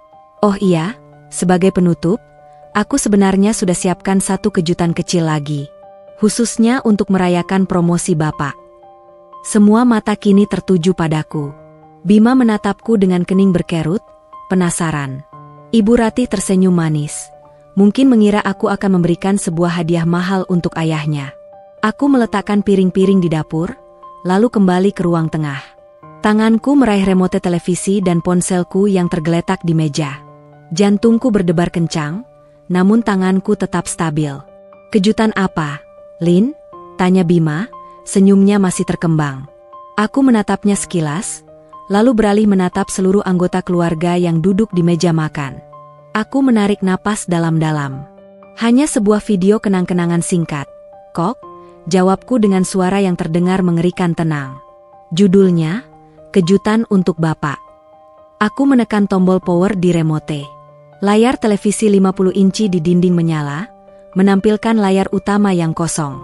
Lalu, aku membuka ponselku, masuk ke galeri, dan menekan ikon screen mirroring. Dalam sekejap, layar ponselku terpampang besar di televisi. Aku memilih file video itu. File yang bernama, Kejutan untuk Bapak. Ibu Ratih bertepuk tangan pelan. Wah, romantis sekali menantuku ini. Ibu jadi tidak sabar mau lihat. Aku menatap lurus ke arahnya, senyum tipis terukir di bibirku untuk pertama kalinya malam itu. Senyum yang tidak mencapai mataku. Iya, Bu, balasku. Ibu pasti akan sangat menikmatinya. Lalu, dengan satu sentuhan ibu jari, aku menekan tombol play. Aku menekan tombol play. Layar televisi yang besar itu menyala, menampilkan sebuah judul sederhana yang telah kusiapkan, Selamat atas promosinya, Bapak, dengan latar belakang musik instrumental yang lembut. Wah, manis sekali, komentar Bapak Hartono, tersenyum tulus ke arahku. Bima meremas tanganku pelan di bawah meja, sebuah gestur terima kasih. Ibu Ratih terkekeh pelan, tampak sangat terhibur. Lalu, gambar berganti. Layar kini menampilkan sebuah rekaman CCTV, hitam putih dengan penunjuk waktu di sudutnya. Suasana riang di meja makan langsung sedikit meredup, digantikan oleh kebingungan. Loh, ini video apa, Kak? Tanya Dewi, memiringkan kepalanya. Di layar, tampak interior sebuah butik mewah. Beberapa pramuniaga terlihat melayani pelanggan. Musik instrumental yang tadi kupasang masih mengalun pelan, menciptakan kontras yang mengerikan dengan apa yang akan terjadi selanjutnya. SSST, lihat saja dulu, bisik Ibu Ratih, masih dengan senyum di wajahnya, mungkin mengira ini adalah bagian dari lelucon atau kejutan kreatif. Lalu, pada detik kelima, 3 orang wanita masuk ke dalam sorotan kamera, berjalan menuju kasir. Keheningan mulai terasa pekat. Loh, itu kan Ibu? Seru Dewi pertama kali, matanya memicing ke arah layar. Sama Tante Rini dan Tante Susi. Senyum di wajah Ibu Ratih membeku. Matanya melebar ngeri saat ia menyadari apa yang sedang ia saksikan. Ia langsung menoleh ke arahku, tatapannya penuh kepanikan dan amarah. Tapi aku tidak membalas tatapannya. Aku hanya menatap lurus ke arah layar, membiarkan rekaman itu berbicara untukku. Bapak Hartono mengerutkan keningnya. Ini di mana ini, MA? Tanyanya, masih belum mengerti sepenuhnya. Di layar, Ibu Ratih yang ceria sedang menyerahkan tumpukan pakaian kepada kasir. Ia tertawa, bercanda dengan teman-temannya. Lalu, ia membuka tas tangannya. Jantung Bima seolah berhenti berdetak. Aku bisa merasakannya dari genggaman tangannya yang tiba-tiba mengencang di tanganku. Matanya terpaku pada layar, napasnya tertahan. Dari dompetnya, Ibu Ratih mengeluarkan sebuah kartu. Kartu ATM berwarna biru cerah. Bima tersentak hebat. Genggamannya di tanganku terlepas. Wajahnya yang tadi berseri-seri kini pucat pasi seperti mayat. Kartu itu, warna biru itu. Dia mengenali kartu itu sama pastinya seperti dia mengenali wajahnya sendiri di cermin. Kartu rekening tabungan bersama mereka. Kartu yang menurut istrinya telah hilang. Kartu yang menjadi sumber pertengkaran hebat mereka. Kartu yang membuatnya membentak dan menuduh istrinya memfitnah ibunya sendiri. Semua kepingan puzzle yang coba ia tolak mentah-mentah kini menghantam kesadarannya seperti sebuah kereta barang. Tuduhan Alina. Lokasi yang persis sama. Waktu yang tepat. Semuanya bukan lagi fakta versi Alina. Semuanya adalah kenyataan yang tak terbantahkan, terpampang di layar 50 inci di hadapannya. Di layar, Ibu Ratih dengan santainya mengetikkan PIN, tanggal ulang tahun pernikahan kami, lalu tersenyum puas saat transaksi disetujui. Struk belanja yang panjang keluar dari mesin. Fitnah. Ini semua fitnah. Tiba-tiba Ibu Ratih berteriak, Suaranya melengking tinggi memecah keheningan yang mencekam. Ia bangkit dari kursinya, tangannya menunjuk-nunjuk ke arahku dengan gemetar. Alina merekayasa video ini untuk menjatuhkan ibu. Dia ahli komputer. Dia bisa melakukan apa saja. Jangan percaya padanya. Tapi tidak ada yang mendengarkannya. Mata Dewi terbelalak, mulutnya sedikit terbuka karena syok. Ia menatap ibunya, lalu ke layar, lalu kembali ke ibunya, seolah tidak percaya dengan apa yang baru saja ia saksikan. Wajah Bapak Hartono berubah merah padam. Rahangnya mengeras, dan urat-urat di lehernya menonjol. Senyum hangat dan kebapakan tadi telah lenyap, digantikan oleh ekspresi kekecewaan dan amarah yang begitu dalam. Pria itu adalah seorang yang sangat menjunjung tinggi kejujuran dan harga diri. Melihat istrinya sendiri melakukan perbuatan serendah ini, dan dengan begitu bangganya, adalah sebuah tamparan yang menghancurkan seluruh prinsip hidupnya. Dan Bima, dia hanya duduk membeku di kursinya, matanya kosong menatap layar televisi yang kini sudah kembali ke menu utama setelah video 47 detik itu selesai. Kata-kata kasar yang ia lontarkan padaku seminggu yang lalu, cukup, fitnah, pikiran kotor, kambing hitam, pasti kini sedang berdengung hebat di telinganya, menyiksanya, membakarnya dari dalam. Pengkhianatan ibunya terasa menyakitkan. Tapi kesalahannya sendiri karena tidak mempercayai istrinya, orang yang paling mencintainya, terasa jauh lebih menghancurkan. Bima, kamu percaya sama ibu, kan, nak? Rengek Ibu Ratih, mencoba mencari pembelaan dari putra kesayangannya. Istrimu itu ular. Dia mau menghancurkan keluarga kita. Bima tidak menjawab. Ia perlahan menolehkan kepalanya ke arahku. Di matanya, aku tidak melihat amarah. Yang kulihat adalah jurang penyesalan yang begitu dalam, rasa sakit, dan permohonan maaf tanpa kata yang begitu memilukan. Air mata mulai menggenang di pelupuk matanya. Video itu telah selesai.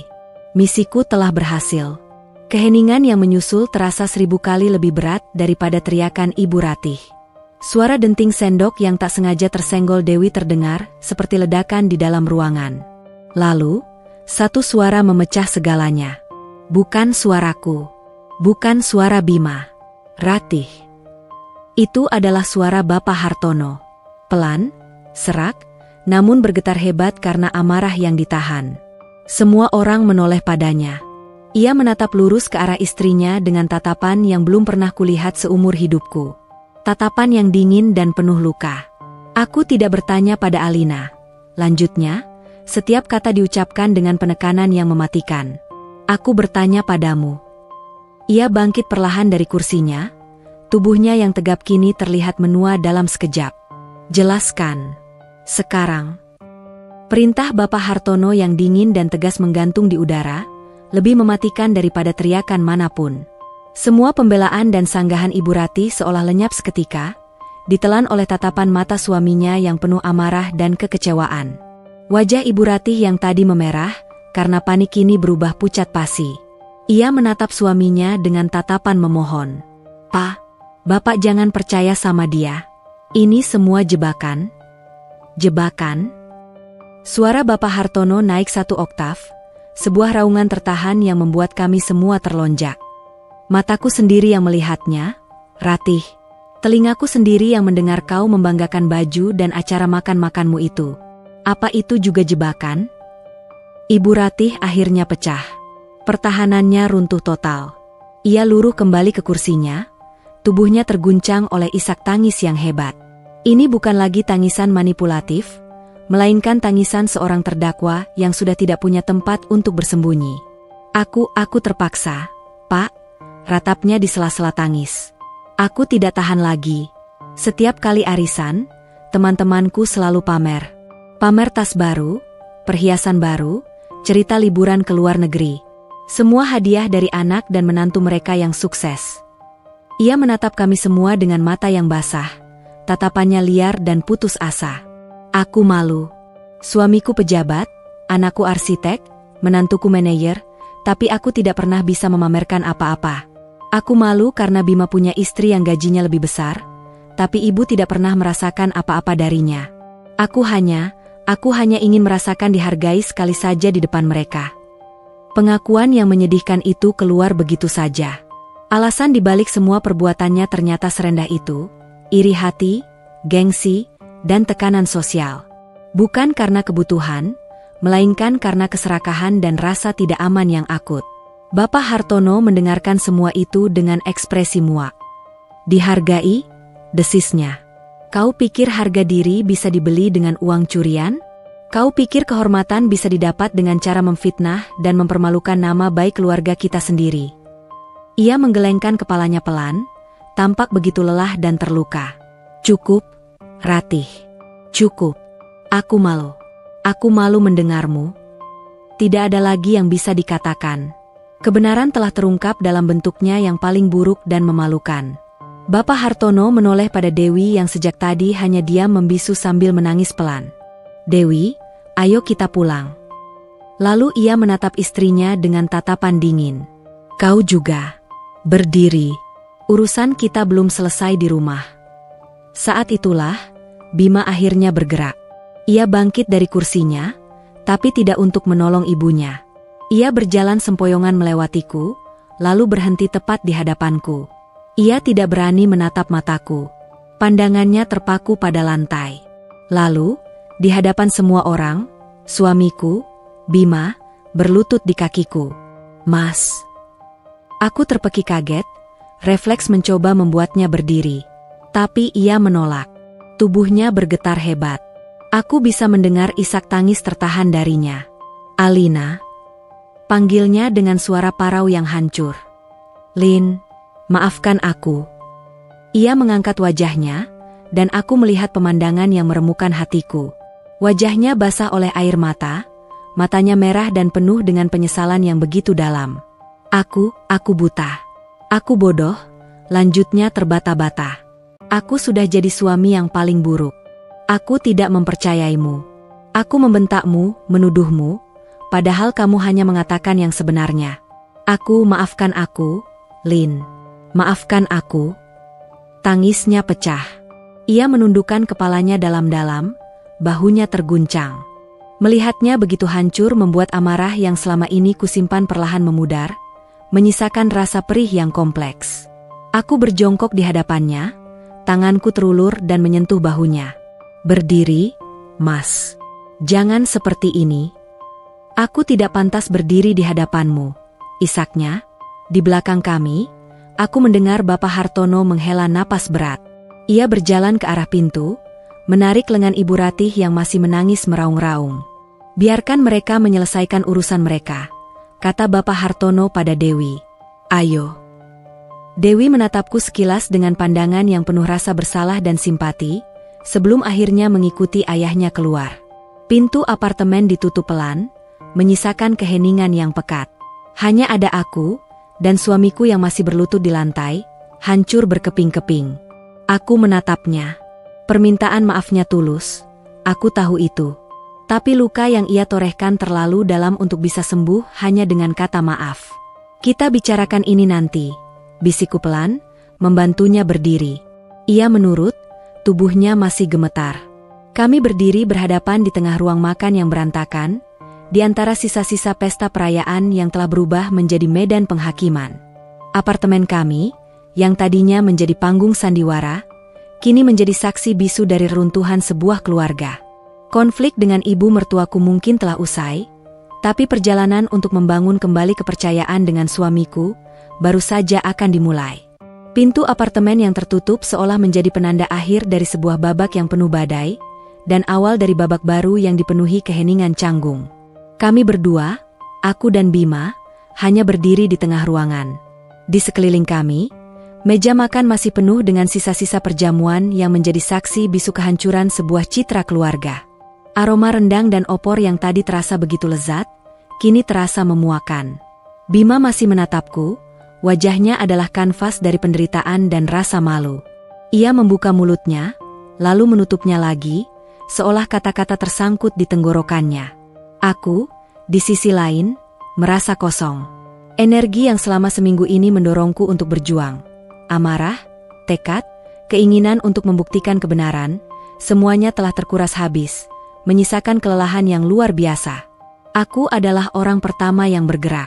Bukan untuk memeluknya atau meneriakinya, melainkan untuk melakukan hal yang paling biasa. Aku mulai mengumpulkan piring-piring kotor. Aku bereskan ini dulu, kataku pelan, suaraku nyaris berbisik. Tanganku sedikit gemetar saat mengangkat piring bekas Bapak Hartono. Melihat gerakanku, Bima tersentak dari kelumpuhannya. Jangan, Lin. Biar aku saja. Kamu sudah cukup. Suaranya menghilang. Cukup menderita, mungkin itu yang ingin ia katakan.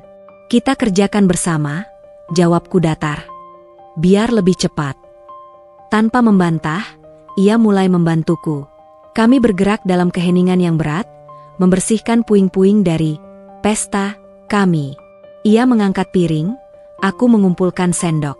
Ia membawa gelas ke dapur, aku mengelap meja. Setiap gerakan terasa begitu formal dan berjarak. Ini adalah tugas pertama yang kami lakukan bersama setelah seminggu perang dingin, dan rasanya seperti dua orang asing yang dipaksa bekerja sama. Saat kami berdiri bersebelahan di depan wastafel dapur, ia akhirnya menemukan kembali suaranya. Lin, panggilnya lirih. Aku benar-benar minta maaf. Tidak ada kata di dunia ini yang cukup untuk menggambarkan betapa menyesalnya aku. Aku terus mencuci piring, membiarkan air hangat mengalir di tanganku. Aku dengar, Mas. Aku tahu kamu mendengarnya. Tapi aku ingin kamu tahu kalau aku bersungguh-sungguh. Desaknya, suaranya syarat dengan keputusasaan. Aku tidak tahu harus mulai dari mana untuk memperbaikinya. Aku menghentikan pekerjaanku, mematikan keran air. Aku berbalik untuk menghadapnya, bersandar pada meja dapur. Aku menatap lurus ke matanya. Kalau begitu, mulailah dengan kejujuran. Bukan hanya padaku, tapi pada dirimu sendiri. Ia tampak bingung. Maksudmu? Ini bukan cuma soal uang, Mas. Kamu tahu itu, kan? Kataku, suaraku tenang namun tajam. Uang itu bisa dicari lagi. Tapi yang sudah kamu hancurkan, itu jauh lebih berharga. Air mata kembali menggenang di matanya. Ia mengangguk pelan. Yang paling sakit itu, lanjutku, membiarkan semua rasa sakit yang kupendam selama ini mengalir keluar dalam kata-kata. Saat aku datang padamu sebagai seorang istri yang mencari perlindungan pada suaminya. Orang pertama dan satu-satunya yang seharusnya kupercaya di dunia ini. Dan kamu menolakku. Aku menelan ludah, tenggorokanku terasa perih. Kamu menyebutku pemfitnah. Kamu membentakku di rumah kita sendiri. Kamu lebih memilih percaya pada kebohongan yang nyaman daripada kebenaran yang menyakitkan. Saat itu, aku merasa benar-benar sendirian. Mas, kamu membuatku merasa sendirian di dalam pernikahan kita sendiri.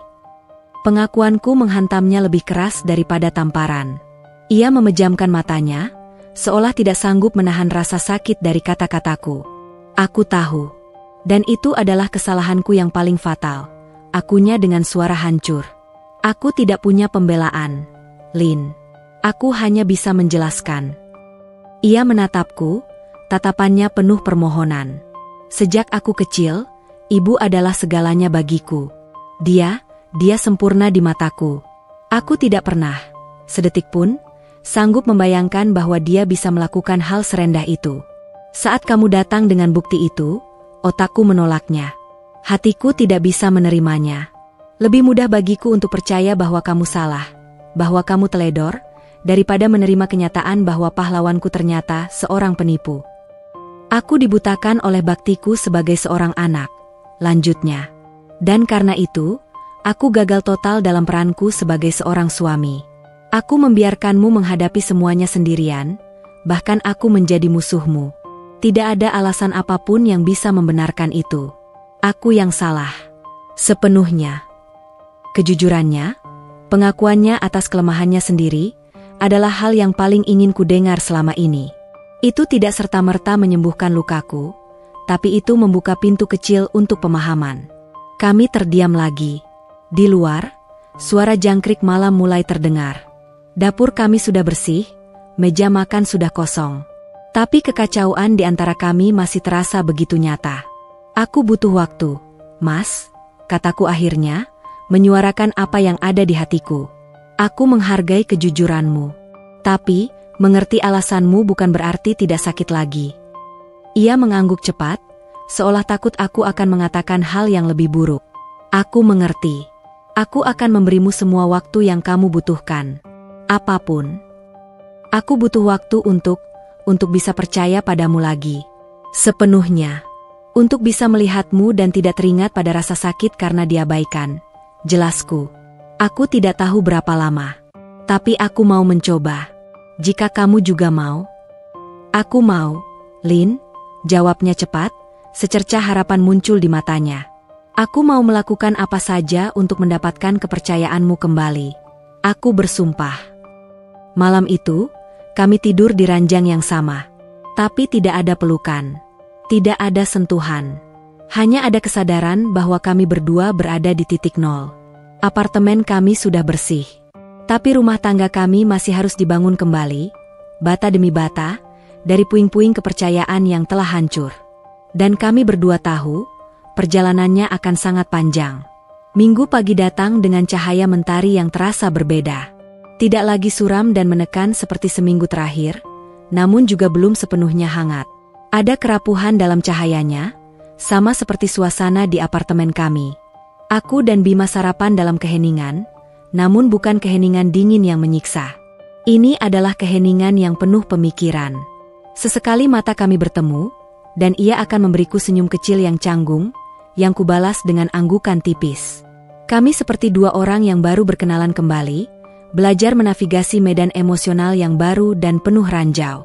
Setelah sarapan, aku duduk di sofa dengan sebuah buku, mencoba membaca tapi pikiranku melayang.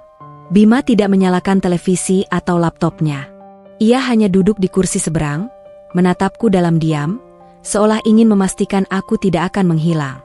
Ia memberiku ruang, seperti janjinya, tapi kehadirannya yang waspada adalah pengingat konstan akan apa yang telah kami lalui. Sekitar pukul 10 pagi, bel apartemen berbunyi. Kami berdua tersentak. Saling berpandangan, pertanyaan yang sama terbersit di mata kami. Siapa? Jantungku berdebar sedikit lebih cepat. Khawatir jika itu adalah Ibu Ratih yang datang untuk melanjutkan drama. Bima bangkit. Biar aku yang buka, ujarnya, seolah ingin melindungiku dari apapun yang ada di balik pintu.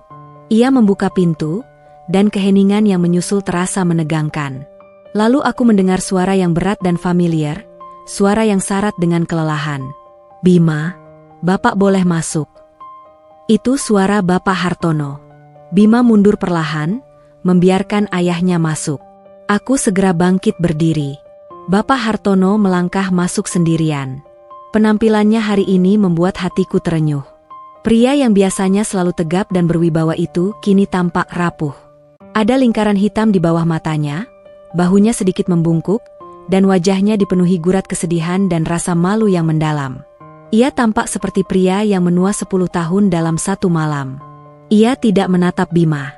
Matanya lurus tertuju padaku. Alina, sapanya dengan suara serak. Bapak silakan duduk, jawabku pelan, menunjuk ke arah sofa. Ia duduk dengan gerakan kaku.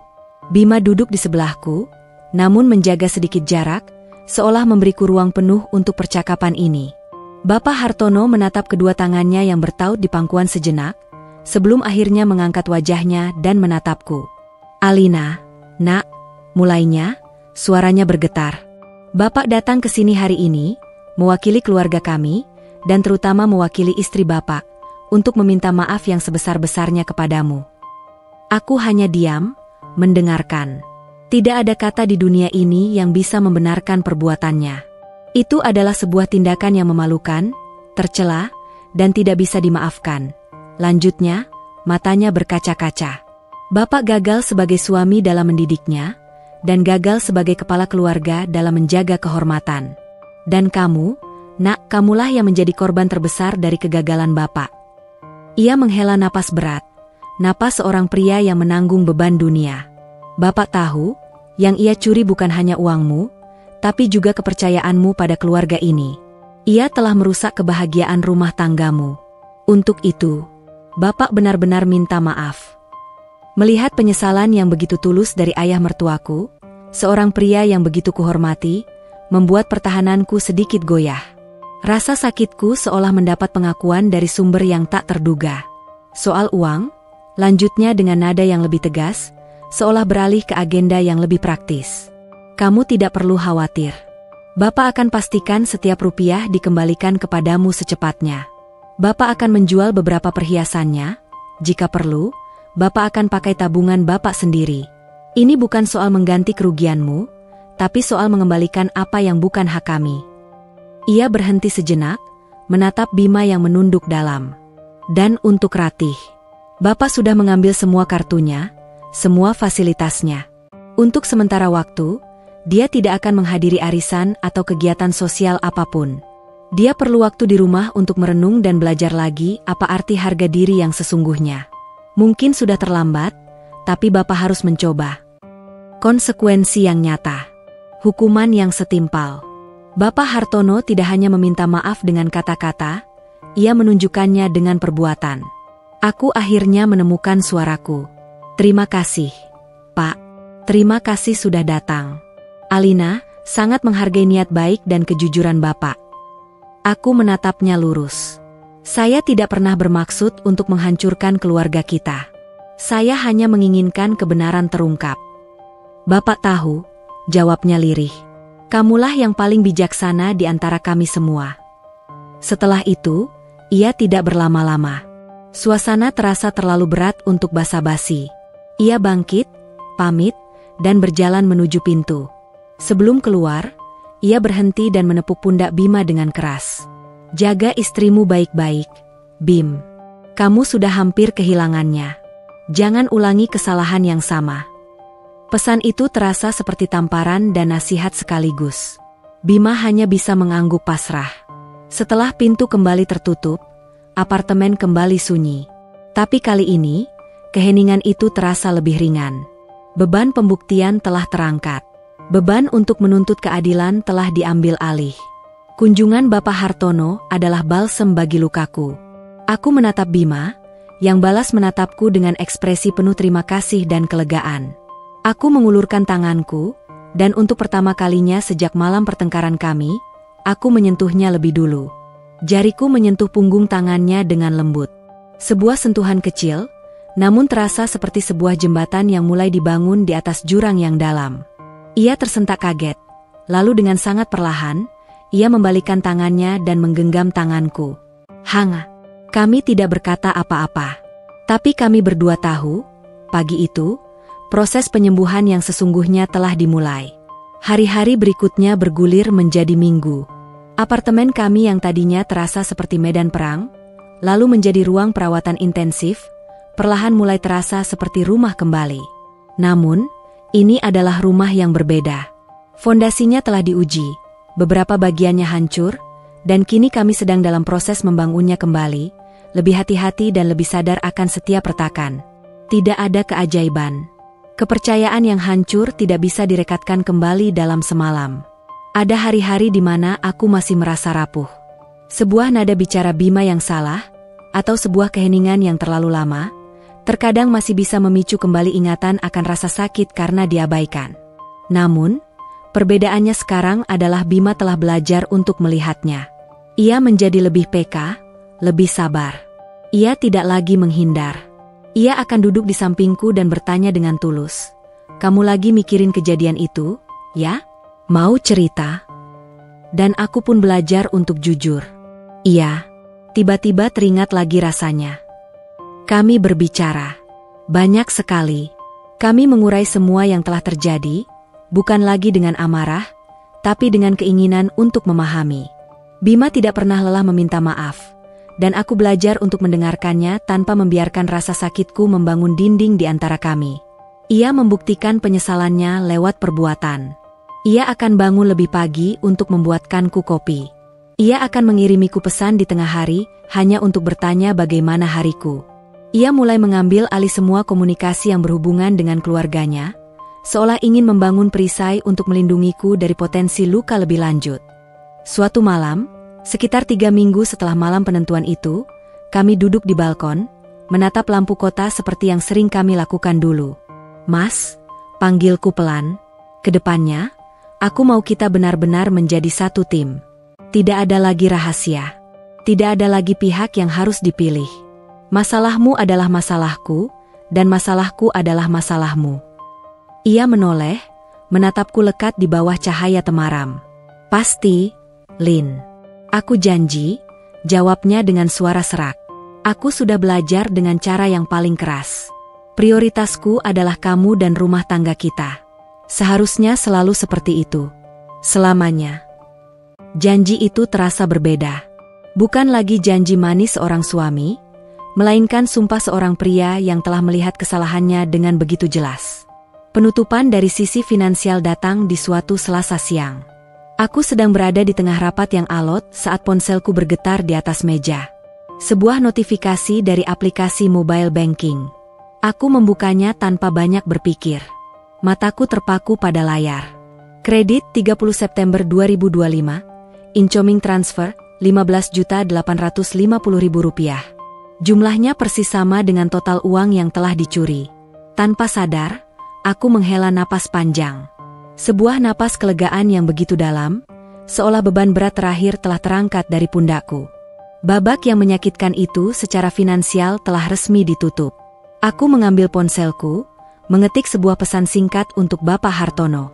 Terima kasih banyak, Pak. Uangnya sudah Alina terima. Jaga kesehatan selalu. Balasannya datang beberapa saat kemudian. Syukurlah. Kamulah yang harus jaga diri baik-baik, Nak. Malamnya, aku memberitahu Bima. Ia hanya mengangguk pelan, wajahnya menunjukkan campuran antara kelegaan dan rasa malu. Tadi Dewi sempat telepon. Ujarnya pelan, seolah ragu untuk membahas topik ini. Katanya, Ibu lebih banyak diam sekarang di rumah. Tidak pernah keluar, tidak pernah menelepon teman-temannya lagi. Bapak benar-benar tegas padanya. Aku tidak merasakan kemenangan atau kepuasan saat mendengarnya. Yang kurasakan hanyalah kesedihan yang samar. Aku tidak pernah menginginkan kehancuran bagi siapapun. Aku hanya menginginkan kebenaran. Semoga beliau bisa merenung dan menjadi lebih baik. Hanya itu yang bisa kukatakan. Aku juga berharap begitu, balas Bima. Malam itu, saat kami bersiap untuk tidur, ada sesuatu yang berubah. Keheningan di antara kami tidak lagi terasa canggung atau berat. Ada rasa damai yang mulai tumbuh. Bima duduk di tepi ranjang, menatapku saat aku menyisir rambutku di depan meja rias. Terima kasih, bisiknya. Aku menatap pantulan wajahnya di cermin. Untuk apa? Karena sudah memberiku kesempatan kedua, jawabnya. Karena tidak menyerah pada kita. Aku tersenyum, senyum tulus pertama yang kurasakan dalam waktu yang sangat lama. Aku bangkit dan berjalan ke arahnya. Aku duduk di sampingnya, meraih tangannya yang terasa hangat. Kali ini, saat ia balas menggenggam tanganku, rasanya kembali seperti di rumah. Kita berdua yang tidak menyerah. Mas, kataku, kami mungkin telah melewati badai yang paling mengerikan dalam pernikahan kami. Kami terluka, babak belur, tapi kami masih berdiri. Dan untuk pertama kalinya setelah sekian lama, aku punya keyakinan bahwa kami tidak hanya akan bertahan, kami juga akan menjadi lebih kuat dari sebelumnya. Setahun kemudian, aku berdiri di ambang pintu kaca yang terbuka, menatap halaman belakang rumah kami yang kecil namun asri. Rumput hijau yang baru dipotong, beberapa pot bunga matahari yang mulai mekar, dan seekor anak anjing golden retriever yang sedang ceria mengejar kupu-kupu. Angin sore yang sejuk membelai wajahku. Disinilah kami sekarang. Di dalam mimpi yang pernah kami bangun bata demi bata, yang sempat hampir hancur, dan kini berdiri kokoh. Kami berhasil membeli rumah ini 6 bulan yang lalu. Bukan rumah yang besar, tapi setiap sudutnya terasa hangat dan penuh dengan harapan. Prosesnya tidak mudah. Membangun kembali tabungan kami membutuhkan kerja keras, dan membangun kembali kepercayaan di antara kami membutuhkan lebih dari itu. Tapi kami berhasil. Hari ini adalah hari yang istimewa. Kami mengadakan syukuran kecil, hanya untuk keluarga inti. Sebuah gema dari makan malam setahun yang lalu, namun dengan atmosfer yang sama sekali berbeda. Bel pintu berbunyi. Aku dan Bima membukanya bersama. Di sana berdiri Bapak Hartono, Dewi, dan Ibu Ratih. Bapak dan Dewi tersenyum lebar seperti biasa. Namun, perubahan pada Ibu Ratih adalah yang paling mencolok. Beliau tidak lagi mengenakan pakaian glamor atau perhiasan yang mencolok. Hari ini ia mengenakan gamis katun sederhana dengan riasan yang sangat tipis. Senyumnya tidak lagi lebar dan penuh percaya diri, melainkan sebuah senyum kecil yang tulus namun syarat dengan kerendahan hati. Ia tampak lebih tua, namun sorot matanya jauh lebih tenang. Assalamualaikum. Selamat ya, Lin, Bim, untuk rumah barunya, ujarnya pelan. Tangannya terulur, bukan untuk memelukku, melainkan untuk memberikan sebuah bingkisan kecil. Sebuah taplak meja hasil sulaman tangannya sendiri. Ini, ada sedikit dari ibu. Waalaikumsalam. Terima kasih banyak, Bu, jawabku tulus sambil menerima hadiah itu. Cantik sekali sulamannya. Ayo, silakan masuk. Makan siang hari itu terasa ringan dan damai. Tidak ada lagi sindiran, tidak ada lagi pamer. Ibu Ratih lebih banyak diam, mendengarkan obrolan, dan sesekali tersenyum.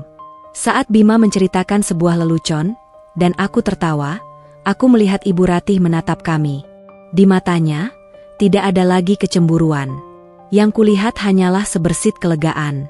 Beliau mungkin telah kehilangan banyak hal, gengsi, status sosial, kepercayaan penuh dari suami dan anaknya. Tapi sepertinya, ia telah menemukan sesuatu yang lebih berharga, kedamaian. Hubungan kami tidak akan pernah bisa kembali seperti dulu, tapi kami telah menemukan sebuah keseimbangan yang baru. Sebuah hubungan yang didasari oleh rasa hormat yang lahir dari kebenaran yang pahit. Saat mereka pamit pulang, Bapak Hartono menepuk pundakku. Jaga baik-baik rumah kalian, Nak. Rumah ini berdiri di atas fondasi yang kuat. Aku tahu, yang ia maksud bukan hanya semen dan bata. Setelah mereka pergi, aku dan Bima berdiri di teras belakang, menatap langit senja yang mulai memerah. Anak anjing kami, yang kami beri nama Haru, tertidur pulas di kaki kami. Siapa sangka, setahun yang lalu kita berada di titik terendah. Gumam Bima, lengannya merangkul bahuku. Kita melewati badai yang sangat besar. Mas, balasku, menyandarkan kepalaku di bahunya. Tapi kita berhasil sampai ke seberang. Ia mengecup puncak kepalaku.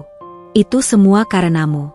Karena kekuatan dan keberanianmu untuk memperjuangkan kebenaran, bahkan saat aku terlalu buta untuk melihatnya. Bukan hanya aku, sahutku. Itu juga karena kamu mau membuka mata dan berjuang untuk memperbaiki semuanya. Kita melakukannya bersama.